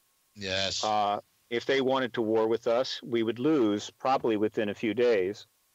Yes. So by virtue of this, the nature of the universe, meaning that we're not the first civilization, not by a long shot, and that the understanding of physics and the nature of cosmology, there's a lot more to it than what we know, and those that already know that have an enormous advantage upon us, over us, and so we can't fight them, and so fighting ourselves is even more stupid and pointless. You say we cannot fight those powers in control? We cannot. No, I'm saying we cannot fight the extraterrestrials. We cannot possibly win against them. Right. And so that makes the infighting, the warring that we do on the planet, even more pointless and stupid. So that's one of the reasons why disclosure. Again, it's one of the reasons disclosure is so important. We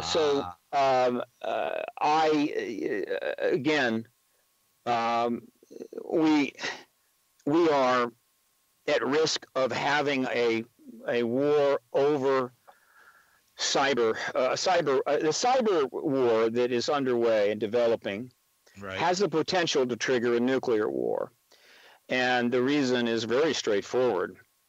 If a number of years ago, the U.S., which by the way is I'm just saying, has been guilty at one time or another. A war is underway. You heard him yourself. Where else have you heard that before in this show? Listeners can appreciate. Is this here because we're here by coincidence? Or we're here because it's a new timeline to change the future? Keep rocking, sir. You just helped make a point, and you don't know it. Yeah, so not too many years ago, the U.S. used a virus called Stuxnet to undermine their Iran nuclear program, and by introducing it into their system, it caused the centrifuges to spin way too rapidly and to destroy them. Okay, fine. That's just one of countless possibilities.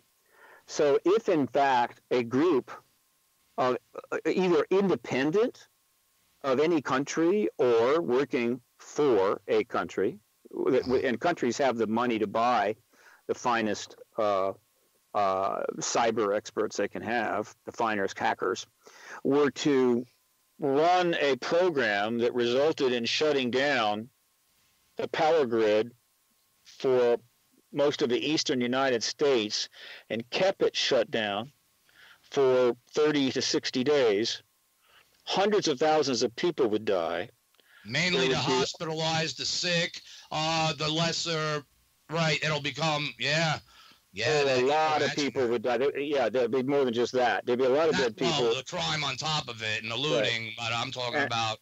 And there would be a very, very powerful, there would be enormous pressure on the military to execute a nuclear response. And we might not even know where the threat was coming from. It could be a group. So we're the intelligence laughing at us from above. We're dancing with the devil still, Pun intended. And what can I say? Disclosure is the one way out of this mess, because it'll allow us to rejigger and reconfigure and alter our worldview. And the great tragedy of Hillary Clinton is that she... I guess I know who you voted for. I did not vote for her. The great tragedy of Hillary right, touche. The great tragedy of Hillary Clinton is that she could never put the national interest ahead of her own ambitions. Ultimately, whenever it really came to a real contest between what the national interest and her political ambition, she defaulted to her ambition, and that included prevarication and other things. And this is ultimately what cost her that election. And in the end, she was playing with the most profound issue in the world, which was the ET presence. And ultimately, she will understand that, I think, in time. History will certainly understand it. So you're saying she'll kick herself in the ass for not bringing it out in order to get elected? She'll come to understand what she could have done, what might have happened. Woulda, coulda, shoulda. Thus her book. Which is to say that the Clintons always have the ability to put this issue out and essentially resolve the matter. In other words, all they had to do at any time after 2000 was to go public with the extent of the Rockefeller Initiative, the stonewalling of President Clinton, and put their imprimatur behind the fact that this thing has got to be resolved. And had they done that, somebody would have been disclosure president. It would have been her. It could have been Bush. Could have been Obama. What type of president would you like to see, sir, that should fit that position? I think that's a good question. What do you mean by should fit that position? You mean should fit the position of president? The disclosure president. Someone without, any of this crap behind them and what they've done to us. Someone real. Do you think, like, a character in history that would match the turning point in history for that announcement? Does that make sense? Oh, it's not. It does. It makes some sense, but it's a very difficult question to answer. I think you want a president. The disclosure event will be the most profound event in human history. And when it happens, every president, every head of state at that time will be the disclosure president or the disclosure prime minister for their country. And they'll be in the history books for centuries. The one that goes first, of course, will get an extraordinary political legacy, and it will carry more weight. In general, though, the disclosure event happens on Friday afternoon. Right. A country would want to have a president, because the post-disclosure era is going to be one of the most demanding, complex periods in all of human history. And it's going to challenge the leaders of nations in ways that they could never have imagined. Oh, yeah. So you want somebody who is highly competent. Very, very smart. Has a set of balls. Again, these are not my terms, Gary, you understand. Correct, they're mine. Yeah, they're yours. But you really want high competence, high intellect. Of course. And versatile mind. As Americans. These are the things you would want in your head of state at the point the disclosure takes place. And as far as the disclosure president, you want those characteristics in spades. And obviously that is not going to be the case. I mean, when disclosure is going to happen, and what will ultimately force it will be beyond the power, on the control of any group. It'll simply be unavoidable. So, like all the work you did all these years for us, mean nothing. It's a dust in the wind. No. What I mean is that the events that ultimately trigger it will happen quickly, and it'll be the result of a number of things come together. But let's be clear, the entire advocacy movement, the entire citizen science movement going back to the 40s, right, will have played a role in bringing that day making that day happen. God knows what would have happened had, I don't know, the entire public just said, okay, the government says there's no ETs and the saucers are not real, and that's it, and completely dropped it. Did nothing, said nothing, challenged it, not at all. They've done that before, though, right? They've done that before for years, right? So it's the role of the citizens in this will be well appreciated by history. The role of the advocacy movement will be well appreciated by history. But the most important thing, though. Your work's definitely appreciated. That's for sure. No, I know that, and I hear that all the time. But the most important thing that the countless numbers of internet shows, of which you've had a couple, and all of the researchers and the activists, and the thousands and thousands and thousands of hours of interviews, as well as the websites and everything else. I mean, remember, at one time, UFO was the second most searched term on the internet. Do you think maybe secretly that you are exactly where they wanted you to be? I don't know. I have no idea. I don't feel I'm manipulated by anybody, but who knows? I'm exactly where I want to be. Mentally, but by a bigger plan of how people would fit, just by using people in society to maneuver their plans. That seems genius to me. But a question from Kelly on Facebook. Let's get to some questions. What do you believe is the biggest obstacle to disclosure is, and what do you think? What would you do, or what will you do to circumvent their actions? The biggest obstacle to disclosure varies depending on what time frame you're talking about. Okay. For most of the last 70 years, the first 44 years, from 47 to 91, the biggest obstacle was the Cold War, period. I mean, that was it. There was simply no one was going to be able to get any traction inside the military intelligence complex for finally ending the truth embargo, while thousands of nuclear warheads were primed and ready to launch at any minute, any second, and destroy both the Soviet Union, United States, and most of the rest of the planet. It just wasn't going to happen. It was a wild card that nobody was willing to play. Too risky. So it seems that's what they want to play these days, though, right? At least it's deep state guys. I don't know. You know what I'm saying? And then that would definitely destroy any chances of us with disclosure, at least not until the New World Order and they decide to push it. Again, I don't know about deep state. I don't know about New World Order, but I know that the Cold War was the principal barrier. Now, since 91, which is 27 years now, the barriers have varied.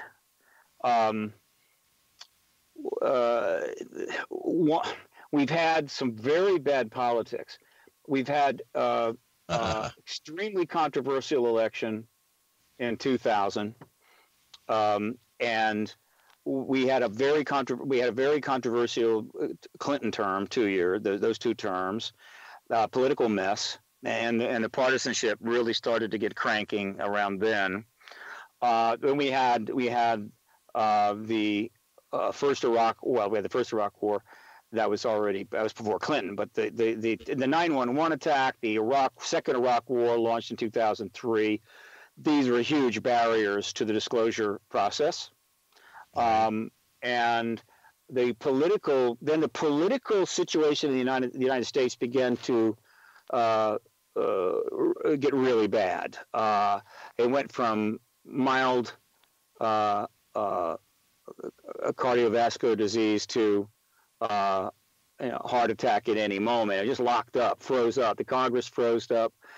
Nothing is getting done, and so that created major problem because you couldn't work with the politicians at all. I mean, it's pointless. You couldn't get anything done with them. So that was a problem. So in other words, our political system's been breaking down, and they've now almost completely broken down. So that was a barrier. And then one of the major barriers has always been that the truth embargo undermined the issue and humiliated the issue and disgraced the issue. That was one of the key functions of the truth embargo, which really made it very easy for people to just not want to support it, not want to fund it. So getting funding to really be able to push the advocacy movement is extremely difficult. You just can't get the money. If you want to save the whales in the Antarctic Ocean, boy, you can raise millions, but it's pennies and nickels for this. And this is one of the biggest barriers, certainly in the modern era, is the lack of funding. That's getting a little bit better. But yet they're the ones with the missing $21 trillion. And I don't know what I've been doing. I don't know. You know, no. I don't know. You don't know. With a smile on their face. Yeah, it's government money. We're not going to get that anyway. I'm talking about private sector money. People it's just not, they just don't want to bother with that. It's got a taint to it. And that was the truth embargo's goal. But one of the number one things the truth embargo had to accomplish was to dissuade people from funding the work, because even a few millions of dollars would have been a major problem for the truth embargo, particularly given once the internet gets underway, for sure. So that was one of the barriers. Now, one of the greatest assets, of course, this issue has had going forward is the internet. The internet turned up. That changed everything. It changed everything for just about anything you could imagine. But certainly this issue, which is not a feet on the ground issue, it's not the kind of thing that people are going to march on Washington, go to the barricades. It's an intellectual issue, and the internet was perfect for that. And then internet radio, of course, was huge. I can't tell you how important internet radio has been. Right. And for this issue and a lot of other things, but certainly it's under attack now, though. Hell, everything's under attack, Aaron. My God, it never stops. Yeah, you're no stranger to attacks from, and that's the thing, that all these years, Odin asked, do you have any knowledge of ET presence on this earth or information of visitations that has resulted in maybe crossbreeding of ETs and humans? Has any testimonials by any, retired officials have ever made any of those type of claims? We're not getting that from military witnesses, government witnesses. However, as you know, there is a now huge body of testimony from contactees. The amount is actually very large, though most people don't know this. They know that many contactee accounts have been written up in various books. Usually a book will have 10 or 15 in it. The fact is that probably over 500,000 accounts have been submitted to researchers by email and letter. Right. And they've been reviewed. Not everybody has reviewed them, certainly, but there's been plenty of review of these, and they have developed a fairly substantial picture of what the ETs are doing. All right. It's and it's also the case that there are so many contactees that a number of them are artists, not surprisingly, and they literally draw. Interesting. What they remember. They paint it, they draw it, they even draw what the inside of the craft looks like. And so they create know a number of shows. Things. Yeah. So the answer to your question, the gentleman's question, there is pretty ample evidence that the ETs are here more than here. That the ETs are involved in some very advanced genetic work with human beings. And that includes the creating of hybrids of various types. This is extremely significant and difficult to deal with. You talk about Congress having trouble holding hearings about, sightings and you think that's wise? Because then their connections and maybe possible interactions together maybe would reveal some deals that we didn't know about going on between us and them. I mean, maybe that's why all the stonewalling. That kind of it's a theory that's out there. You can't rule it out. I don't subscribe to it at this point. I don't think that's the reason. But this genetic work is, to me, the most important aspect of the whole thing. Yes. And so that's happening. In terms of ETs living amongst us, I don't see it. Do they? Obviously, they come to ground. They've been seen on the ground, obviously in front, near their craft. They come in people's rooms, so they come to ground. Are they living up in a condo up the road? No, I don't think so. Are hybrids amongst us?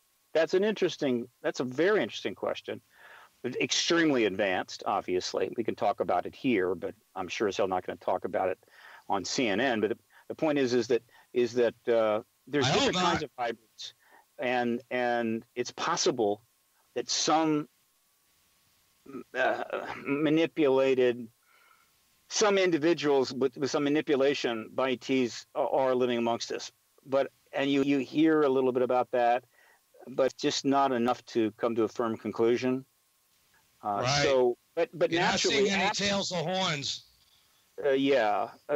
Absent disclosure, absent normalizing this issue, everyone is free to theorize to their heart's content, and we've got lots of theories.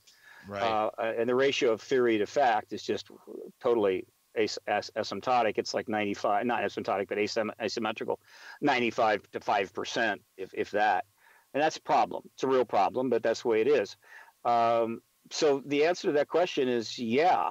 In terms of deals between ETs and humans, speculated on, talked about, bit of evidence here, bit of evidence there, nothing beyond a reasonable doubt, nothing confirming it. But it's possible that there might have been ET contact with a head of state. That doesn't mean there were treaties, arrangements, or anything else, but it might have happened. It's very possible. We know there was a live ET taken from Roswell. It's very possible that either Truman or Eisenhower actually met that ET. What came from that? No idea. Did you ever see that show, Dark Skies? Yep. Saw it all. Now, the first episode or the first two, but I think it was the first one, showed an interesting scene that really put a new concept to the scenario of what maybe could have happened. What do you think of that possibility? Well, Bryce Abel wrote it.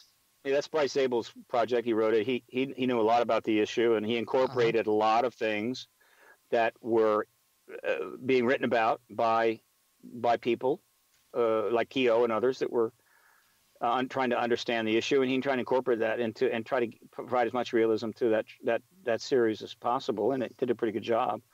Yeah. But again, this is fiction with some nonfiction components. I as a political activist, I have to, Gary, try to stay hardcore. I stay fairly close to the base.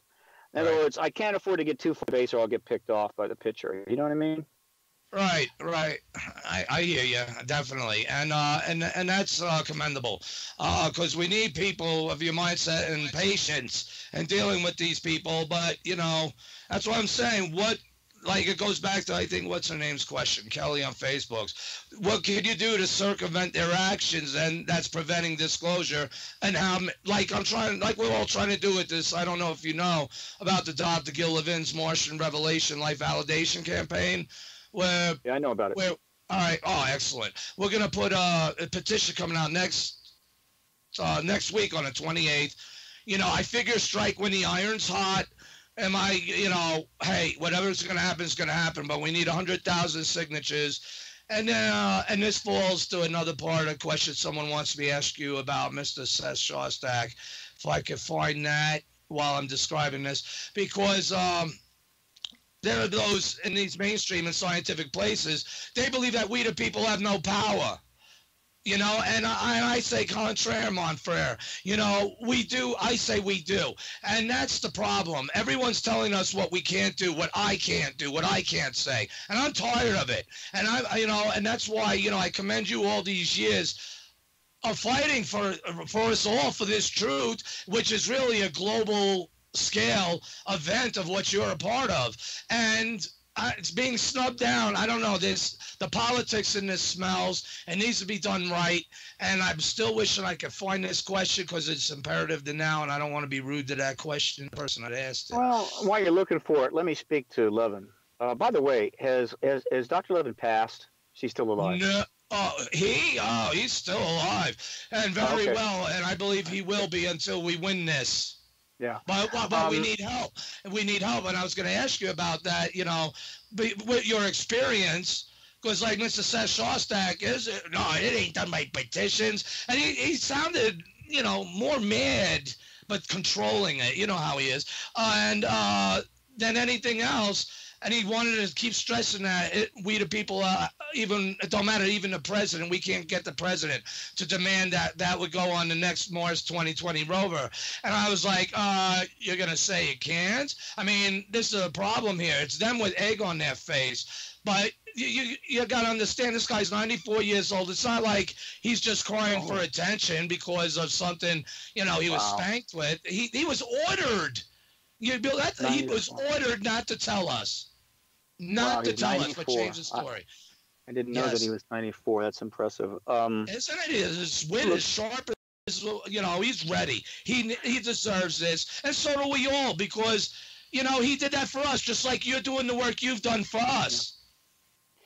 Well, your listeners should be quite assured that there have been and are a lot of people who worked or are working for NASA, JPL, and other components of the space program that were well aware that there was an extraterrestrial presence, either because they were convinced by the evidence that was in the public domain, of which there is plenty, or because of something they heard or saw while working for these agencies. But they simply could not speak about it. Simple truth is, if they'd spoken about it publicly, they would have lost their jobs. That's why all the scientists disagreed with Dr. Gill, because they see what happened to him. Oh, of course, they're not going to bite the hand that feeds them. And most of the people that were working in these agencies, or as JPL, what have you, their job did not involve the issue of extraterrestrial life. They were building spaceships. They were exploring and running the mission controls and all so that. Forth, mission control. Levin was an exception. Levin, in fact, engaged the life issue because of the experiment that was included in the Martian surveyor, right? Was it a surveyor? The Viking missions back in the Viking, yes. Both detected life. And so he puts that experiment up, and they get some results, which, and this is, remember when this is. This is, God, what year was Viking, roughly, do you recall? I was 6 years old. That was 1976. Okay, 1976. Remember, we're still in the Cold War period. And as I pointed out before, while the Cold War was underway, the ET disclosure of the ET presence was not going to happen. It was locked down solid. Right. And so the Viking goes up in 76, and this comes back. And so they simply could not allow that thread to go anywhere, because they knew that if the idea of life could be confirmed on Mars, that it would very, very dramatically undermine the opposition, the skeptics, and the debunkers on the ET issue. It would undermine them very quickly and would raise the temperature on the ET issue throughout the public. And so it had to be suppressed. Do you think that it should have happened on the public, that we deserve to have it then? I mean, because look what they also optically found. Do you think that what they also found optically helped their decision all the more to suppress Dr. Gill? And I'm talking about of that feature up there that they still keep officially calling the face of Mars, where they want to land boots, but say it's just another ordinary Martian mesa. There's so much stuff that they have seen out there that has had to be suppressed, and it's one of the great tragedies. NASA had no choice under the law. It had no choice. It was completely. I mean, this goes from your experience too, of knowledge of people you've talked to that know, right?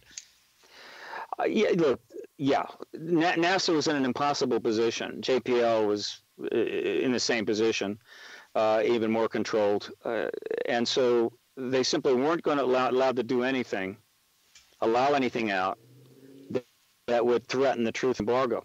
Now, obviously, this is many years later, and that is, let's just say that a lot of stuff is kind of turning up via the space program, Mars rovers and whatever else, and cameras on the ISS and that would never have seen the light of day back. Right. Yeah, we'd never seen the light of day back in the 1970s. So, and that's just another indication that the truth embargo's days are numbered. But again, an awful lot of people worked for and then left NASA and still to this day cannot talk about it. And it's got to be tough on them. They would have known, everybody working for NASA, the JPL would have known that if the announcement could be made, that the space program would have been accelerated. I mean, it would have gotten huge sums of money. All kinds of doors would have opened. Space Force capable. I don't know about the Space Force, but a lot of good stuff could have happened. And so they realized that their life's work was being significantly hampered and thwarted. Had to be tough. They still did amazing things and deserve a lot of credit. Yeah. I am pleased to know that Levin is alive, and if he can stay around for a little bit longer, he may see disclosure in his lifetime, and obviously after disclosure. That is the point. That is the point, sir. And do you think that the position of this petition is also a good thing to help make that happen for him? Because again, we're striking when the iron's hot. They did not expect this campaign when they put out these recent hit pieces. Disincluding Dr. Gill, now mind you, disincluding the whole thing, labeling him and insulting him like Mr. Seth Shostak and others just by trained indoctrination, I believe damage control, some people told me that he was doing. Whatever the fact is, I just found it insulting. Again, I don't care what you say. I don't care what party you are. I don't care who the hell you are. He's 94 years old. You respect your effing elders, especially ones who gave us the history of our history of life on Mars that's being suppressed. Now, sir, is there any possibility of chance that what I'm trying to do for help Dr. Gill here, because he's working on his own things while I'm on my track, you know what I mean? Hopefully this helps him to gain speed. Could a petition help with him and therefore, like you just said, be a key to a mechanism to help with the overall disclosure? I mean, you kind of hinted that would be, connected. I think that the petition is a good idea. Hopefully understand what I'm saying, sir. I've never done this before, and I'm green. But you know what? I'm American, and I'm pissed. This needs to happen for him and for us all, because I'm tired of it. Yeah, I think that the petition is a good idea. It'll just help remove one more brick in the wall, and eventually the wall's going to come down. Yeah, I'm going to play that song next week just because you said that, my friend, in honor of you. So I support what you're doing there. Thank you. The truth embargo's days are numbered. And going back to something you said earlier, I would have supported, and I believe that had the Roswell situation gone differently, had they not been able to get their act together as quickly as they did and get another press release out, it would have been all out in the public. The reporters had finally arrived in town because they were on their way, and they were going to interview everybody that was walking. Do you think we would have by now? Do you think by now that if that happened, I think I see where you're going. Now, in a future sense, like now, do you see us flying around in flying cars? Do you see us having much more than we do now? Or do you see us destroying ourselves with that tech, like a Trojan horse? It would make an interesting book. What would happen if the I'll read it if you write it. Yeah. The ED president actually got out in July of 1947. I believe, one, that the public would have handled it fine. And two, it would have changed the course of the 20th century profoundly. And I can make a pretty good case that... You think that would have won the Cold War before it became the Cold War? Not won the Cold War. It might have shortened it. Of course, because remember, Roswell... At the point that Roswell takes place, the U.S. only had a limited stockpile of weapons, and the Russians had virtually nothing. Though they were under development, and they tested them shortly thereafter. But there were very few nuclear. I'm sorry, so Daryl says he wants to publish that book. Go ahead. There were very few weapons. So the announcement comes out. It's not like it's going to trip a nuclear war. It would have been a very short one. There weren't that many bombs, and so. The Soviet Union and the United States everybody in the world would have known we're not alone in the universe. there's other species out there, what can come from that, and that would have, I think, dramatically affected their thinking. And I it's hard for me to imagine that we would have then proceeded to then go ahead and build 80-some thousand nuclear weapons by 1986. That's my feeling, and I think that was one of the great turning points in the history of the human race. About 10,000 spaceships. As it happened, the information didn't get out. They were able to lock it down. And they went on to build the 86,000 nuclear weapons. And we almost had a nuclear war on several occasions. We got lucky, but we're still not out of the woods yet. And so I can make that case. So now, do I appreciate the dilemma that they faced, that the national security people and the president faced at that point? Oh, yeah, right. It was a tough time, of course. And they did bring us through it. We're still here. Yeah. Well, we're still here, but again, I mean, 20/20 hindsight. It's 1947. You learn there's ETs here. You've got dead bodies. You've got a live body. You've got vehicles. You don't know what's going on. The Russians have got nuclear weapons under development. You know, let it go out. We got this. But it could have happened simply on its own. All it would have taken would have been for the response to the initial press release, to be slower and not come out. And by the military themselves, no less. It's like, what? They obviously look. We'd gone through World War II. We went through World War II. We handled that compared to learning that there's extraterrestrials here and the American people that just went through World War II are going to fall apart. It wasn't Joe Schmo that reported it. It was the military that everyone was looking to. So I think we would have been able to adapt pretty all right. Yeah, put the whoop-de-doo in the Twilight Zone on us, but think where we would have gone by now. Think what they got now by knowledge. We probably would have had open contact long ago. Let's just say that it was... Now, interestingly enough, the ETs, if they had wanted to, could have ensured that event got out of control.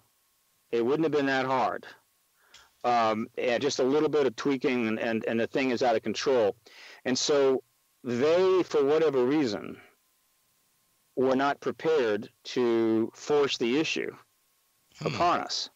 Now, keep in mind, the extraterrestrials probably could not have predicted that what we were going to do thereafter was build 80-some thousand nuclear weapons. Unless they can phase through time. Yeah, and I don't believe in that. So, so they wouldn't have known that. So again, that day, that first week in July, the historians will examine in enormous detail and ultimately, they're going to come to the conclusion that was one of the great pivot points in all of human history. Yes. Nothing really quite as powerful as that. What it meant, had it gone one way or another. This is just an incredible moment. Now, in the long history of time, it's just one little event. We put so much value in the moment that we're in because, well, we're alive, and we can't. It's hard to think beyond being dead. But 500 years from now, people will see it as important, but not nearly as important maybe as now. I don't know. But to me, it seems to be extraordinary. It was an extraordinary 7 or 8 days, and it changed the course of history in profound ways that we have so far been able to work through. But we're not out of the woods yet. And I believe that one of the reasons that you're seeing the movement within the military intelligence complex, the To the Stars Academy, the media, and other areas are finally coming around is because there's more understanding from, I guess you could say, the intellectual leadership that we aren't out of the woods yet and we've got to do something soon. And this looks very promising. And so ultimately, disclosure will prevail one way or the other. Indeed. I'm sorry. I was just going to say, indeed, on that note, time. Let's time to go to a break and think about that, people. Again, pack them and smoke them as, boy, man, all being schooled, man. And that's the thing. It just, brings up many more discussions. I still have many more questions, and I want to give out the number. So just stay tuned for about 6 minutes, and we shall be back. Please mute your mic, sir. All right. I'll be back. Don't run. We are your friends.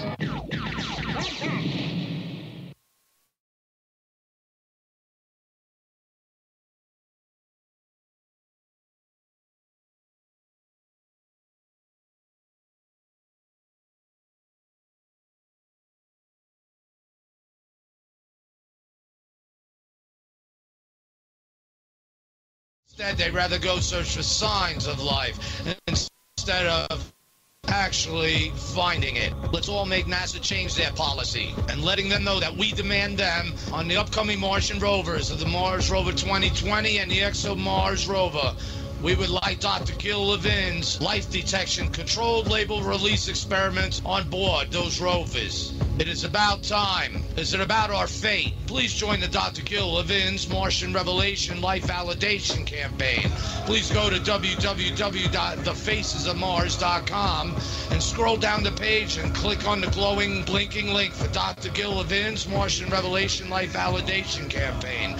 You will get to read all the information of what this is about. Please support us and please support the campaign as a White House petition is going to be in place. And this is just to let know to you all of what's coming, so when the day comes, you all go to sign it, because we need 100,000 signatures within 30 days for it to flow President Trump's desk, as well as the chair of the National Space Council, Vice President Pence. Please join the Martian Revelation, and please help Dr. Gil Levin in his quest for validation and vindication of life on Mars.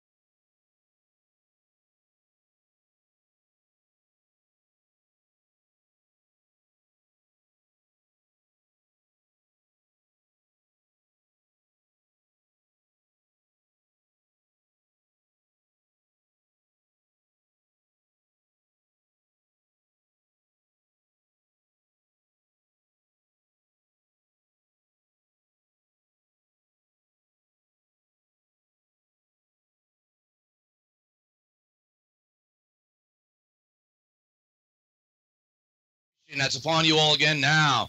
Again, and you are the rock soldiers. That's right.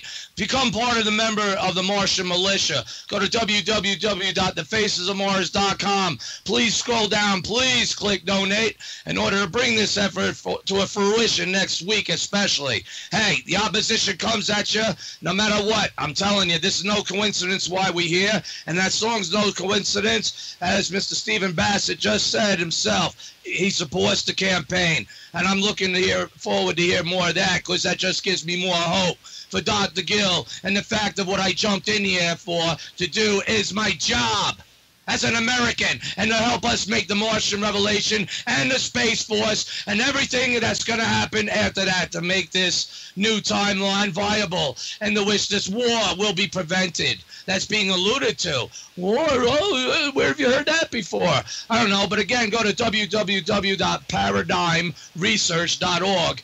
And again, if you can't spell that, again, www.thefacesofmars.com. Just under our guest bio, Mr. Stephen Bassett's bio there, you'll have the access to those links, several of them, and check him out and follow him, follow his research, and follow his active efforts and what he's been doing over the years for us all. And we got to commend him.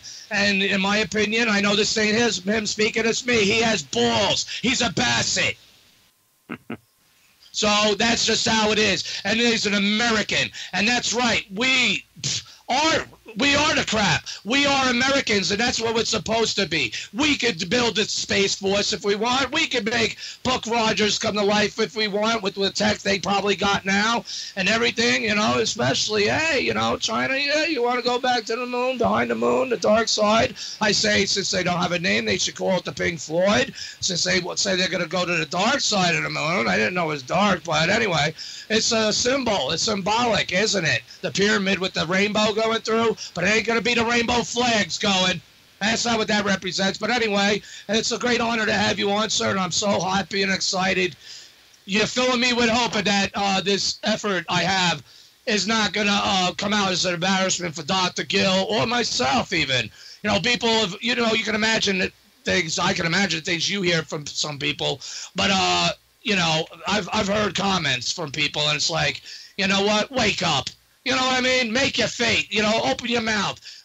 Sign a dotted line. That's it. And let's see what happens. Because, and do you believe, sir, that could be a history-changing position of where this could go? I mean, a man of your experience and knowledge, I just don't know what to expect, but I do feel this is something that I had to do. It's a reason why I'm here.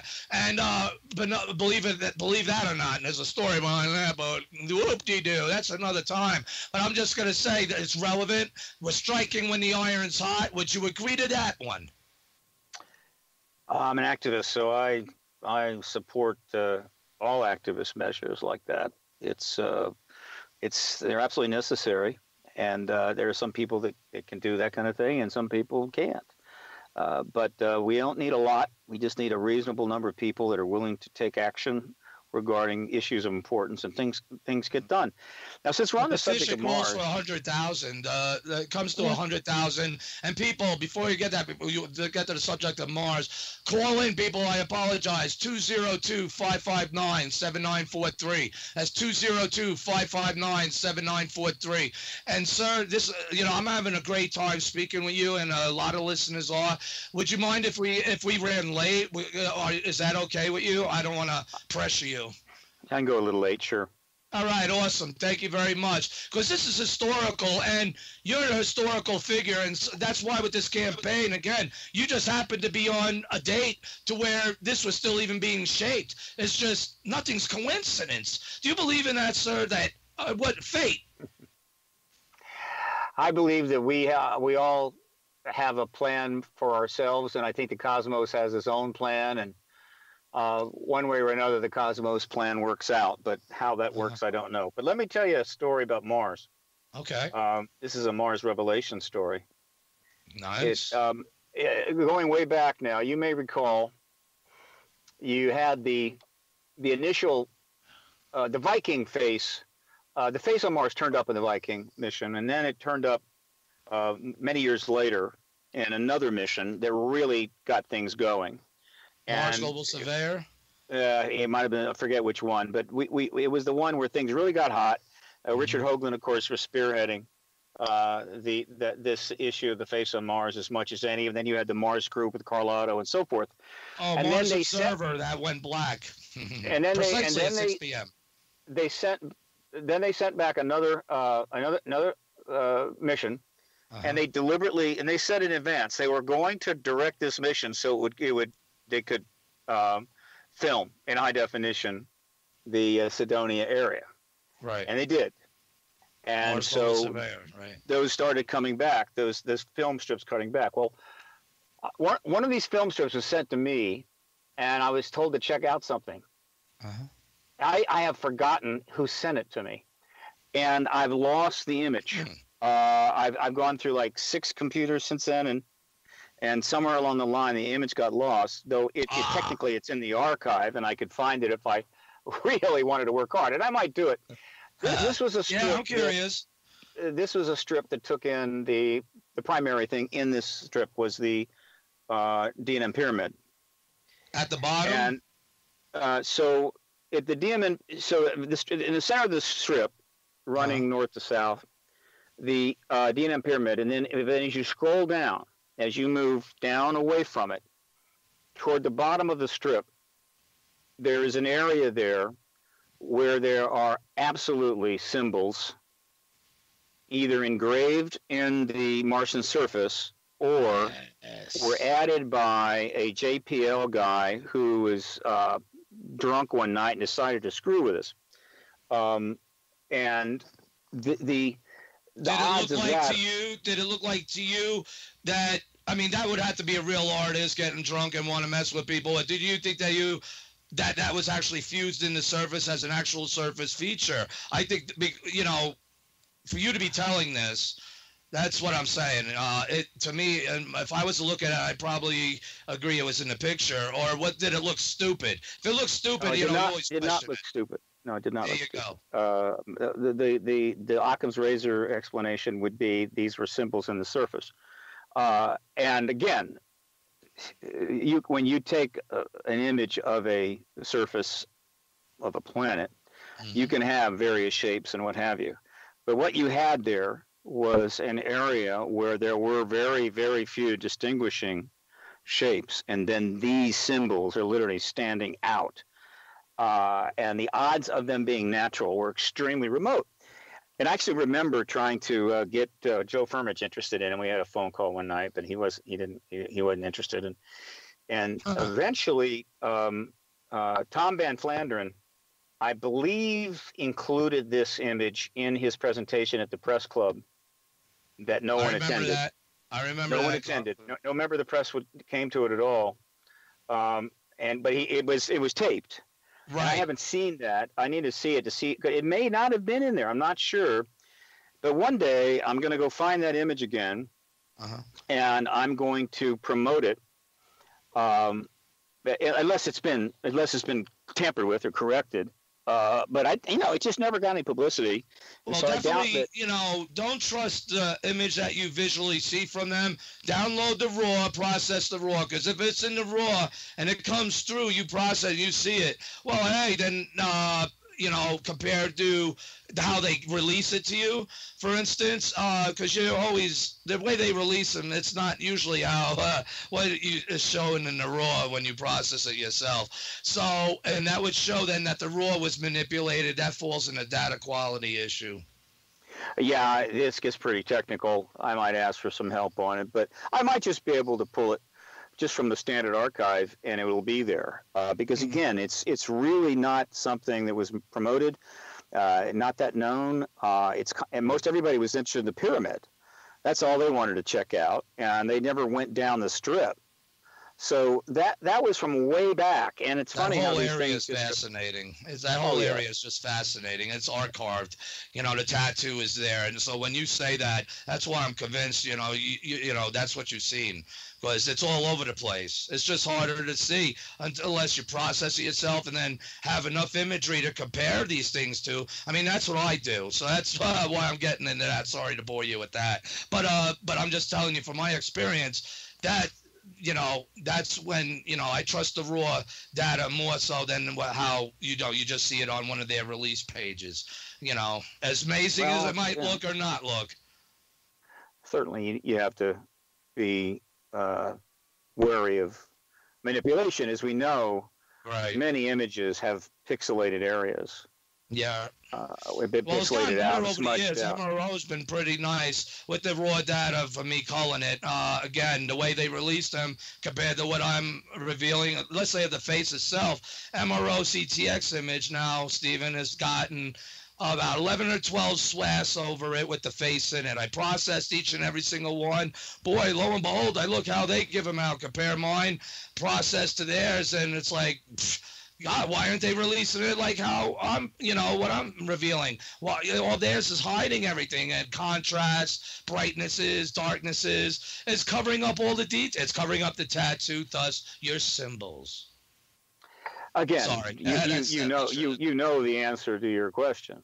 Yes, exactly, but I want for the benefit of the people out there, because I didn't tell you to say that. I mean, you're seeing things in these images. People are seeing things on Mars. I mean, I'm looking at it every day. I've literally been studying the surface since 1998, and in order to do that, you have to get involved. You cannot just trust the imagery you see, and you have to start figuring out yourself. And that's a shame, but in a way, it's fun, but it's tedious. They don't. Again, that helps the truth embargo, in my opinion, because most people are out worrying about their lives, having to do what they have to do, and who has the time for all this crap, and they leave it to the big minds, the Seth Shostak's and the others out there, toting party lines with this, especially in terms of disclosure, to where... That's another thing. So where is disclosure going now? I mean, and you haven't given up. You seem, I think, a little upset. I don't know. I mean, you don't seem as excited. I was, so I don't know if that's a good thing or not. Well, let's put it this way. Mm-hmm. About midway through 2016, I thought we were right on the verge of it. I thought things were going to blow up at any moment. And then even after the Clintons decided to go silent on the issue, I was virtually certain she was going to disclose. So I was pretty excited. And when the election was lost, when it went the other way, and the entire initiative essentially blew up, I was extremely upset. Now, it's been 18 months, and there's only been one story in that 18 months in terms of the overall general media, but there are the developments, and what's going on right now is that the To the Stars Academy has announced they've made their initial moves. They've clearly made their mark already. The release of the gun camera footage, the New York Times stories. This is big stuff. Normally huge, but again, in the current political climate, just backburnered. So they've slowed down releases because it's like running into a headwind. Why go out in the middle of a hurricane and try to do anything? You just don't. And so they're working behind the scenes. And there was one announcement put out on DeLong's Facebook page where he talks about the fact they're having meetings on the Hill. There are meetings with people on the Hill privately about possible hearings at some point. Right. And again, when you've got the kind of people behind him that he has, you can get meetings a lot easier than I can assure you. And that's fine. And they're also meeting with some big shots in Hollywood about big major films. So they're doing the behind the scenes stuff now while the political storm rages. But so what that means is when the storm finally subsides, they've got some serious moves they're going to make. I just put out a fundraiser on my PRG update because I'm trying to raise some money so that I can kind of stay, with them. I mean, I'm not. They're leading. The To the Stars Academy is leading the disclosure movement right now, without question. I'm just following behind. But there are things I can do, and more things I can contribute. But I do need more funding. Now they raised several millions of dollars already, and that's great. I hope they raise more. I just need a few tens of thousands. And the reason why I think I can still make important contributions is that the To the Stars Academy team has got some significant constraints on them. Almost all of them have had classified status clearances and non-disclosure oaths. Right. And they can't violate those, and they certainly can't release unclassified, non-declassified material. Right, and that's definitely part of the problem for this truth embargo and all this whole process here, which is locking things up for your efforts. Well, but understand they're out there in public. They've done extraordinary things, but there are limits to what they can do. They're not going to violate the law. They're not going to break non-disclosure oaths, because if they did, there are factions within the military intelligence complex, I'm sure, that are not thrilled about what's going on. And would they kill them? No, but given the the basis to respond, they might try to pull them back or even shut the organization down. And there are people that are inside still that are backing them up. They're not a rogue operation, but it's still not. It's simple. It's a very complex thing they're doing. Then what do you think they would do with this? I'm sorry, Stephen. What do you think they would do then about this petition of effort thing? This has to lead somewhere, and I believe that it could. Where do you see it going? I mean, do you see it going either way? You're not going to be bothered with about this position. You'll be fine. Just go ahead and raise as many signatures as you can. It's not going to be. It's not a concern. That's not something they're going to be focused on. The To the Stars Academy is a different matter. Now, Paradigm Research Group, on the other hand, I've never had a classified status or a security clearance, and I've never signed a non-disclosure oath on government issues. And I don't have any. I don't have any. I don't have to serve or be concerned about any group within the government in terms of them getting an angle on me. And also, I'm not a nonprofit. I'm deliberately not set up as a nonprofit, so that I can operate with maximum freedom under the First Amendment. And so there's things I can do and say that the To the Stars Academy cannot, and that's important as well. So I'm doing what I can to raise the funds to be able to contribute in a meaningful way, and particularly trying to get set up so that if things do settle down in Washington, we can move quickly. There's going to be some very dramatic changes coming up. And according to Pence, I swear, bro, and according to NASA's new charter, you know how they do it every few years. I'm going to read it next week, to where these issues now have to be encouraged and open to be discussed, and maybe even to get government funding for, believe it or not. And I'll send you that link so you know what I'm talking about if you're not already aware of it. There are many indications.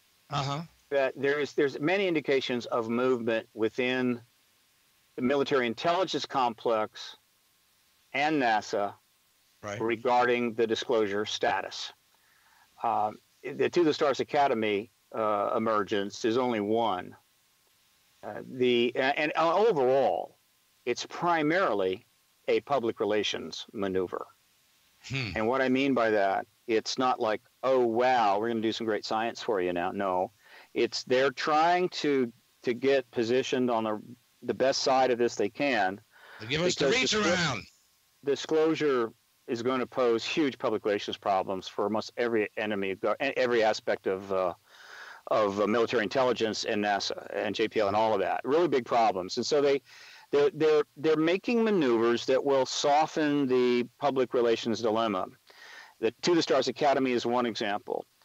The day before the inauguration, a lot of people don't know this, but the CIA chose that day to release to the general public, the broad public, 13 million pages of documents that had been classified, now declassified, but not available unless you went to the archives. You literally had to go to the National Archives, reserve a time and a space, and then use their equipment. But they released them to the internet on January the 19th or 18th of 2017. So they're available worldwide. Now that was done. Also in back in May. Anything astounding in those? There's UFO stuff in there. There's remote viewing stuff in there, MyLab stuff. But there's 13 million pages. I remember hearing about those. Right. Yeah. I mean, my God, you know how long it would take to go through 13 million pages? So that was done. And then back in May of 2017, the two reports were revealed. Does someone have their audio on? Someone has. I'm hearing echo. Do you have your audio on, sir? A volume no, there? it's not me. It's not me. Daryl, your end or something? It ain't my end. That's odd. Or someone We'll on the line. That's odd. Yeah, it's nothing. Hey, nothing Gary, on mine. I've got everything clear shut on down. this side, brother. But you have fun because you and Steve are blasting it off. By the way, could I ask Steve one good question? Because I was go ahead, thinking bro. No problem. about something personally. Sure, With the way the programs I was are getting to that going question. on, If that's what he Steve, wrote. why is disclosure amongst multiple organizations and they don't come together as a medium together to institute this disclosure? And you talking about the thousands and thousands upon documents during the election when the files were found in that Weissenberg, whatever his name's computer. They took literally a weekend to look at those files when the government takes weeks to look at the files you were talking about. Let's restate that. The extraterrestrial issue. Well, you're talking about, all right, look, you're right. In terms of those 13 million files, if you use proper search techniques, you could find stuff fairly quickly. So I would restate that a little bit. I think but in order to go through in detail, even using the search, it takes a lot of time. But whatever, they're out there. That was an important maneuver. Then in May of 2017, 2 reports were revealed by NASA. In other words, as part of that story breaking. The hit pieces, there it goes. These were 2 reports about studies that were done back, I think all the way in 2010, I think, on warp drive. That there were serious efforts, studies on warp drive that were being presented to NASA. And I thought, all right, that was notable. Right. So these little releases, and then as you know, the ISIS, the cameras that are stationed on ISIS, the International Space Station, which are up there because there's obviously great public relations and public benefit for the program to have cameras up there filming stuff, so that people can be a part of it, because you need the public support to keep getting funding for these things. So they've got the cameras, and as you know, these cameras keep picking up things, and sometimes they'll shut the camera down and what have you. They could turn those cameras off completely. They could shut that all down anytime they wanted to, but they don't. They continue to leave them up, and then they'll pick up something, and it'll maybe go away, or they'll shut the camera down. All of which is stimulating a lot of interest down below. All of these things I put in the same basket. That within they're deliberately doing that, then, is what you're saying. Like you said, they could just choose to shut it off completely, but they must be deliberately doing that for the people below. Then maybe the screen won't go blue for a longer period of time, in a year or 2 or 3. Again, it seems as if they are doing things which will tend to mitigate the negative blowback that they fully expect when disclosure takes place. It makes them look less and less as if they are servicing the embargo. Right, when they're conducting plausible deniability. See, it's in a video. You've seen it yourself. Yeah, so it's about the best they can do. It will have some effect. There's still going to be huge public relations problems for all these entities after disclosure, but anything that helps, why not? I mean, they don't have anything to lose, really. But it also is a sign that they have in their own mind given up on the idea that somehow this thing can be embargoed for a long period of time. The time is almost up. And it would have already been up some time had a different president won. As it went another way, and that's created some delay, but it's inevitable. And one of the reasons it's inevitable is that there's maybe a disclosure race underway right now. There are other heads of state that can do this, and if you look at the world today, that makes sense, though. Yeah, they all have air forces. They all have gun camera footage. You look at the world today, and you do not see a world where the vast number of nations are lining up to do whatever the United States wants them to do. We have lost leverage across the globe, huge leverage in every area, financial, political, and so forth. And so the idea permanently. The idea that all of these heads of state are just going to continue to remain silent because the U.S. doesn't want the disclosure event to take place. This is a very mistaken idea, and I think that I've done my part to get that message to the government over and over again. Right. God knows, I've lost track of how many times, and it's archived all over the internet. That you don't totally control this, and you have to face the possibility that the disclosure event will come from another nation, and you will be sitting there. Egg on the face and with some problems, right? Yeah, pants down, egg in the face, a potted plant on your head. You get no benefits from being the disclosure nation. You'll lose all of that. And you'll just have to deal with all the recriminations of why you lied until the last dog died. I mean, it's not a complicated geopolitical equation. You'll never be able to make America great permanently if that's us with the pants down. And no Space Force. And that's what I'm saying. That could be, but you know what? I see this petition and possibilities, sir, opening many doors for us, and hopefully you can appreciate my enthusiasm. Hopefully it's realistic, but I feel it is. This would not be taking place right now. Again, people, 202-559-7943, 202-559-7943. Speak with Stephen Bassett. Now you get, damn it, now I'm just starting to say it. But Keith Richards on Twitter asked, since we have more questions, many. I'm sorry, people, but it's hard to not hear what he has to say.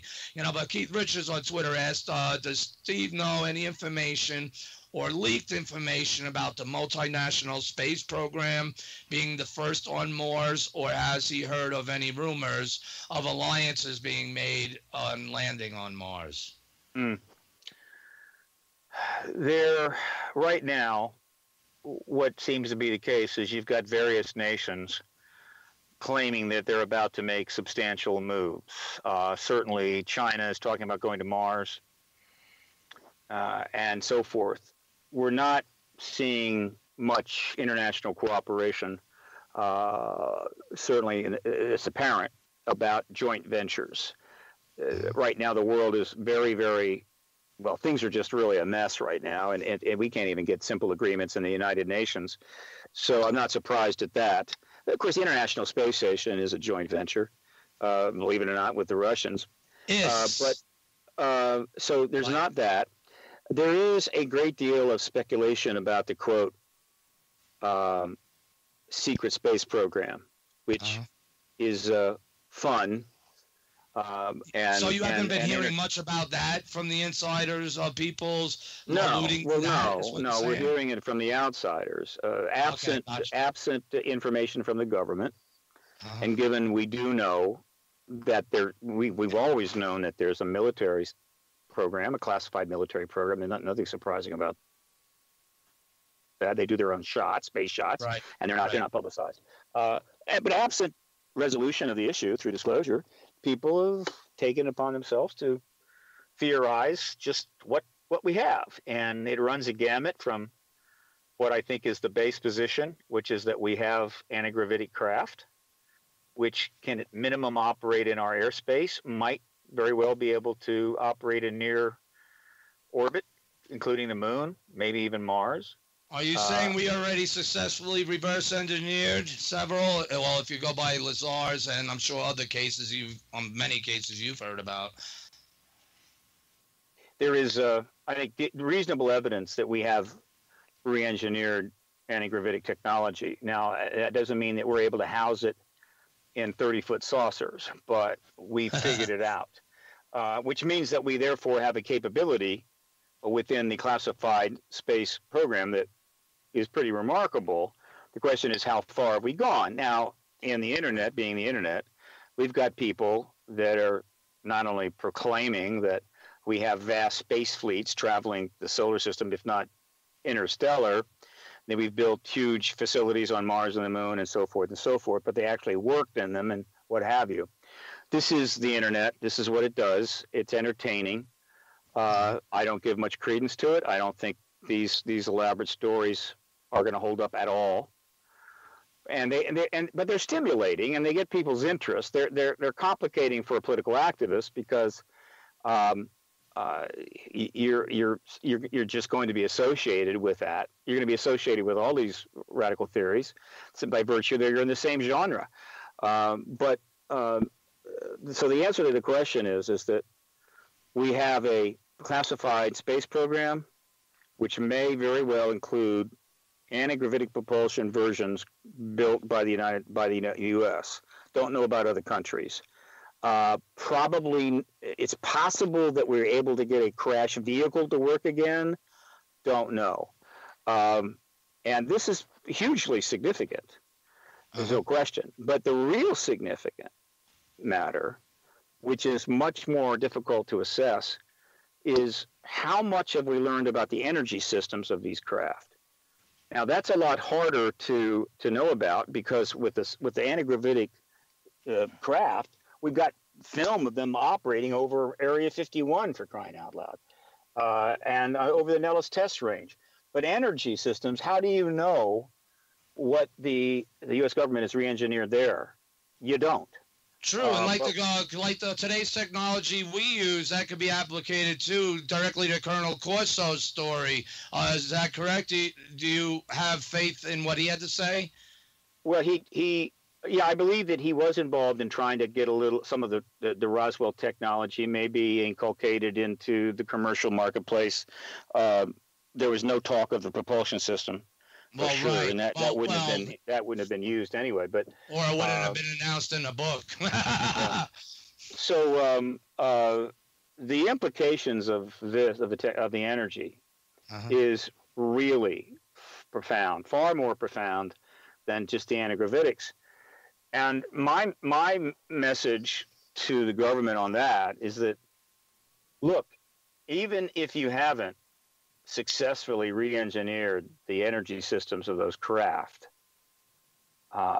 the disclosure is the answer.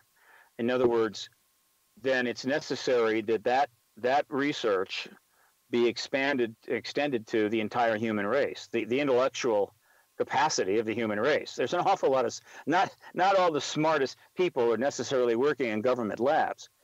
And so we can get on that and get that solved quicker if we can get everybody involved. What'd you think of Dan Burrish? Dan Burrish's story was just a bit too complicated for my taste. All right. That's all I can say about that. Gotcha. Can I ask a question, or did you want to continue? I'm done. I'm done. Cameron on Twitter asked, within the aspects of disclosure, when the atomic bomb was created by the Germans during World War II era, do you believe that they got that technology was through reverse engineering? And if this creation was reverse engineering, then would it be a great sign of disclosure? Well, you kind of hinted at, not to put words in your mouth before you answer, but you kind of hinted at already, I think. Well, at least it doesn't seem obvious other nations have what we potentially may have, or you are alluding to, right? All right. Well, I think the questioner, misspoke there. The Germans did not create an atomic bomb. The U.S. did. I think he's alluding to the views that the Germans created anti-gravitic craft. I don't believe that is the case. Maybe he was alluding to the paperclip Nazis. well, yeah, the paper clippers came over and helped us build the bomb, and the missiles, and so same with the Soviets. Right. But in terms of the Germans, my understanding is that they were desperate. They had complete power over people.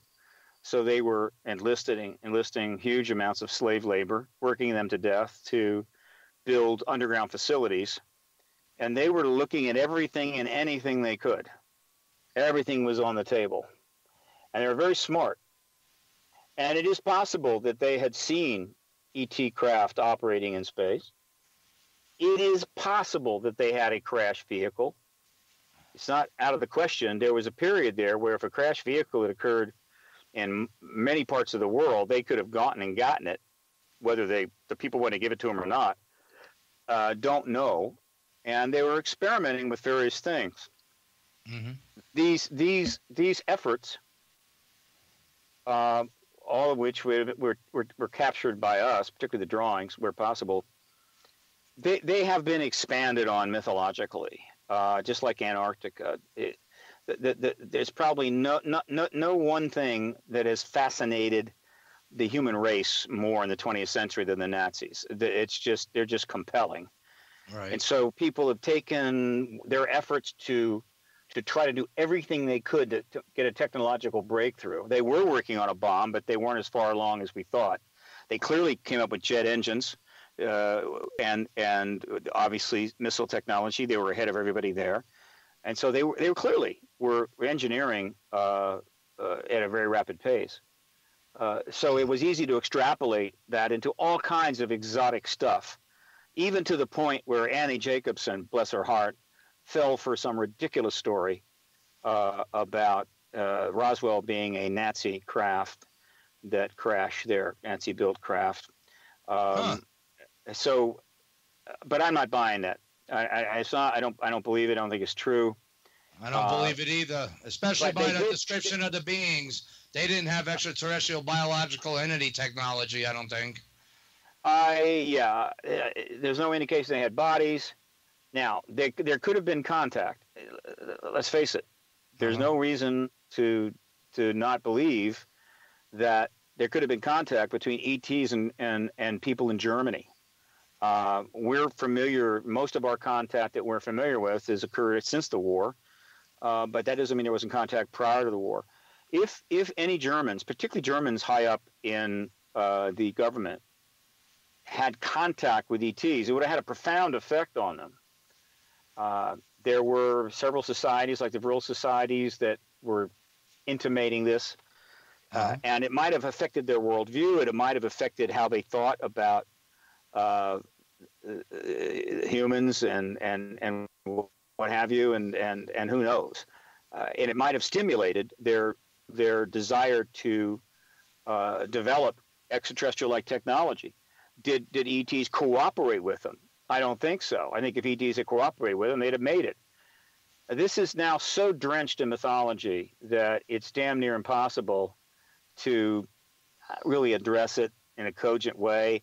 Probably the best effort to go after this was Cook's book, The Hunt for Zero Point. Nick Cook, I believe. Tremendous book. I actually spent 3 hours with him once, having a very good conversation. So again, this is what happens when the government blocks proper research and understanding, and literally undermines the truth process. It undermines educational process. It undermines progress. It undermines our national security to be a great nation permanently. It is not the way to go.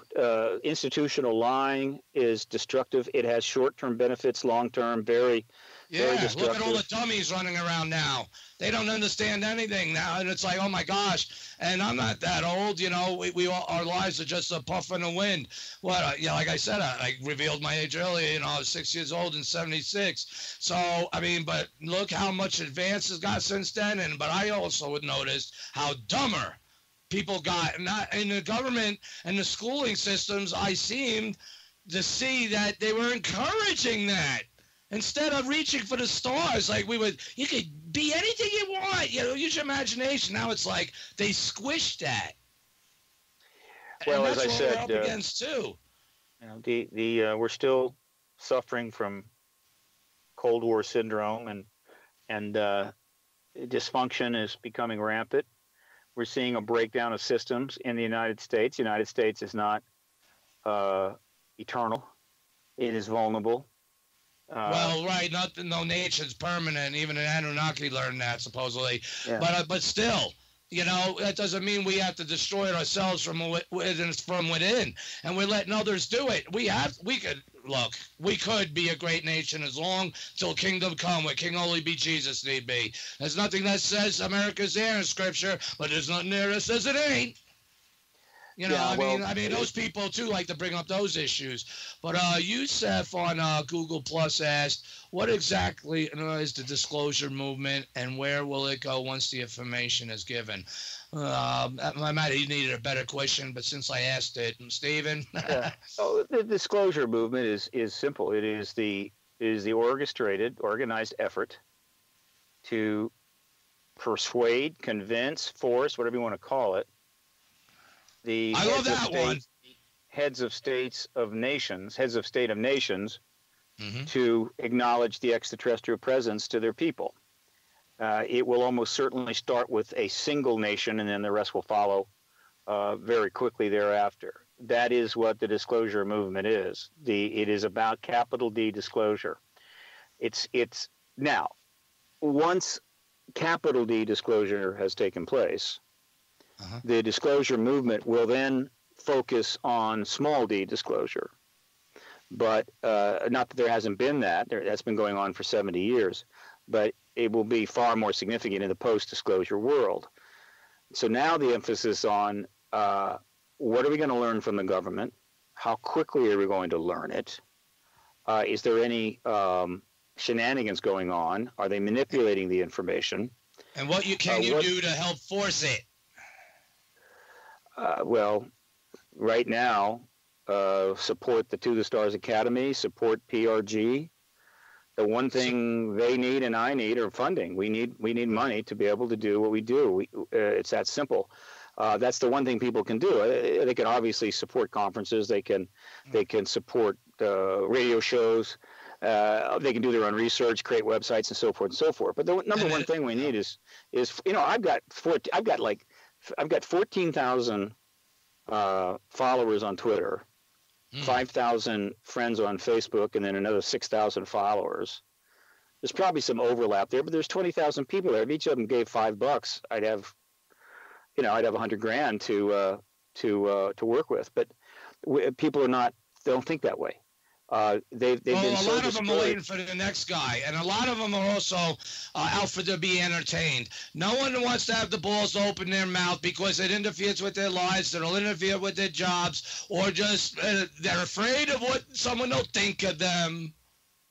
Yeah, but you can donate money to the organization totally anonymously.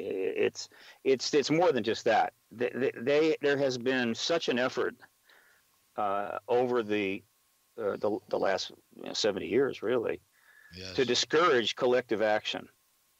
And now it has to be opposite, especially if any truth to President Trump's words. And again, Mike Pence, he's the chair. Look, we have both presidents. How better than Brookings is this even? Oh, my God, both presidents in the front line of the space issue to make our nation great, industrialize the space, obviously militarize it, but industrialize it, put us out there, and make the benefits here on Earth to protect our homeland overall in time, based on our architecture, not the Chinese and not the Russians. But I see a lot of international cooperation, but hasn't it just been found out? They release, the papers and the information that they've been building space weapons. So the space race is on. So it's not just on us, everybody. There's other nations like Stephen alluded to, but I think someone's just waiting or daring to get to the point and position where they don't fear the U.S. no more. I think you hit the nail on the head, sir, and that there's no reason to keep their mouths shut. What better way to hurt America? And that's why I think the Dr. Gill Martian Revelation Life Validation Campaign could help and change all of this, create another thing that, like you said, thank God you'll support it, and hopefully drive others to sign the petition, because this can also help with your efforts, I believe it, to actually meet with Trump, speak with Trump. This is not impossible. I want him on the Martian Revelation. He's the guy out there saying that. So is Pence. And, hey, we just happen to be here at the right point in time, coincidentally saying, hey, check us out. And this is what we're already alluding the public to, the listeners to this show can appreciate. They're more than enthused to see this Martian Revelation become a reality. And your work in this is still yet to be seen. I'm convinced of it, or you wouldn't be here. And forgive my rant, but it's the truth. No. Yeah, I did 15 conferences this year. Nothing more booked at this point, but 15 conferences, 21 lectures, and quite a bit of media as always. Right. So I'm able to get the word out pretty well. I really need to get back. Support is definitely appreciated, and we thank you very much, sir, for your time with that. I'd like to get back on CNN, MSNBC, and the larger networks, but they have pretty much stayed away from me. What about Alex Jones? He's much better than CNN these days. The problem is that I'm a political activist, and I don't have these constraints on me that exactly you could go a lot of people that you see being brought on to talk about this issue have. And so I'll say whatever the hell I want to say. Right. And that's a problem. That's a problem for them because it's not like for us. No, obviously, but it is for them. And so right now they've managed to keep me. I say to keep me. I have been. I'm just not invited on. And to give you an example of how that is. In essence, they say you're not even in the discussion. And you know what? Wrong. You will be. Because they're the ones, again, with the egg on their face. Once NASA's made them feel embarrassed by this, sir, and that's one of my purposes, and Dr. Gill deserves that because he's the one that said that. And that's why I feel for him, and my passion is very high about this. Never mind about my own personal issues with certain unmentionables and everything else. We're here for a purpose, and he deserves validation and vindication because this is where, again, it can open up so much more than what many people who control this, which I call the NASA budget defenders, for some reason don't want us to know or to go. But hey, the world's on a space race now. Someone, like you said, is gonna, pull our pants down and spank us, and that it cannot happen. And that's why we need people like you, with balls like you and others like you, to say, no, our voice is heard. But it's okay for the Antifa and the wussy-wearing hat people to be out there screaming and doing what they're doing, hurting people, and those defending themselves are fighting or being jailed. That's BS, and that's commies. We're not a commie nation. We're the people, and that's who this man, Stephen Bassett, protects and is defending us for, and they're bringing us forth because he sees the validity, the importance of what it will do to the future if we don't embrace it now. Did I misspeak, sir? Uh-oh. You have the passion of an activist. Yeah. Oh, I hope I didn't chase you away, because I do have a mouth and it's going to be used. I'm tired of it. My dad, growing up called me Tiger, and everything. And I'm titled the Mars Revealer for a reason and beyond Twilight Zone experience. I'll just say this, that this here and now is no coincidence. And I'm glad you see the vision in that. And we definitely, I'm on my knees in humblement on behalf of Dr. Gill and everyone else because I have no experience at this, sir, and I got to tackle these guys for other things I want from them that I'm not getting all these years. There's a lot of people that did not live to see their efforts vindicated. Exactly. Van Flandern, of course, died of I think it was cancer. He was brilliant. I had him on my show before. He was bold. He pushed the envelope, but he was a true scientist. And, of course, Dr. Roger Lear did not make it. And he had done unprecedented work in terms of the implants. Right. There's so many that didn't make it. Now, I'm pleased to know that Dr. Levin is still with us at 94. And I would He's like to behind think us. that. Hopefully you two talk. Will you two talk before the petition coming up, sir? I would encourage that. I could speak to you privately about that if you. Well, you probably have a way to get in touch with him anyway. What am I saying? Look who I'm saying this to. But if you two could talk, because this is, like I said, what you help and support, it would just make him feel ecstatic, sir. You know what I'm saying? And he's done a lot. I'll get up Thank you very much. I'll get up a link. I'll get up a link on that.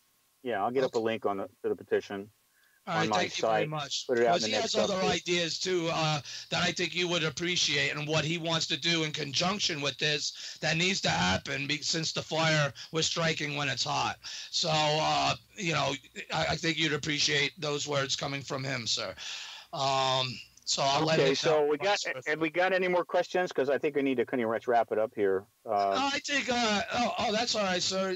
No, that'll be good. I appreciate you being on this long, and again, it's a milestone in history, and in time will it be fully revealed of that fact. And thank you very much. And is there anything you need me to do, sir, before this petition release date? You need from me or anything? No, I'm pretty sure I can find the petition. I believe it's pretty straightforward. Right. I'll take care of that. I'll get the links up, and forgive my ignorance again.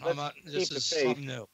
Let's keep the faith, and keep focused on the fundamentals. Yes. And there's a lot of exotic theories out there, but at the base of it all, the core, the center of it all, is the fact that there's extraterrestrials here. Bingo. And it's not about, we have to figure out who and which and what and why. But right now we just need to acknowledge there's extraterrestrials here. Right, in order to take the next step. Yeah, that simple thing is all that's necessary to open up thousands of doors that will lead to new information and possibly a realignment of worldviews that could help us deal with. Change that paradigm. Thus, paradigmresearch.org, people. Go check that out. And again, Stephen, thank you very much. Group. Oh, Paradigm Research Group. It's a little late, so I've been up for a while. That's all right. But yeah, check that out. And I'm just real ecstatic. It's giving me hope. Less stress, sir, with your help behind this effort. And Dr. Gill, again, he's much appreciative, and he'll be ecstatic when he hears this. And we all deserve it. And with the right, again, this will go right. Like you said, keep up the faith. 100,000 signatures. That question alone should bring much more. It would even be better if it's much more. But, a lot of people are trying to dissuade me. It ain't going to work. My voice is going to be heard because Dr. Gill's ain't being heard. And it should be. And it's heard by some. But like you said, it's everyone else who owns these people who's running these things. And, they're not going to bite the hand that feeds them. I'm sure there's a few scientists that disagree. But the rest, they've seen what happened to him. Oh, no, we don't agree with him at all. Turn around, smoke their cigarettes, back to the controls. So, again, hopefully you'll be on in the future and keep us updated with any future events or excitements or whatever that needs to come out. This is a venue for you, sir, to utilize if you wish. All right. Thanks, Gary. I appreciate it. All right. Thank you, Mr. Bassett. And you have a good night, sir. Bye-bye. All right. Bye-bye.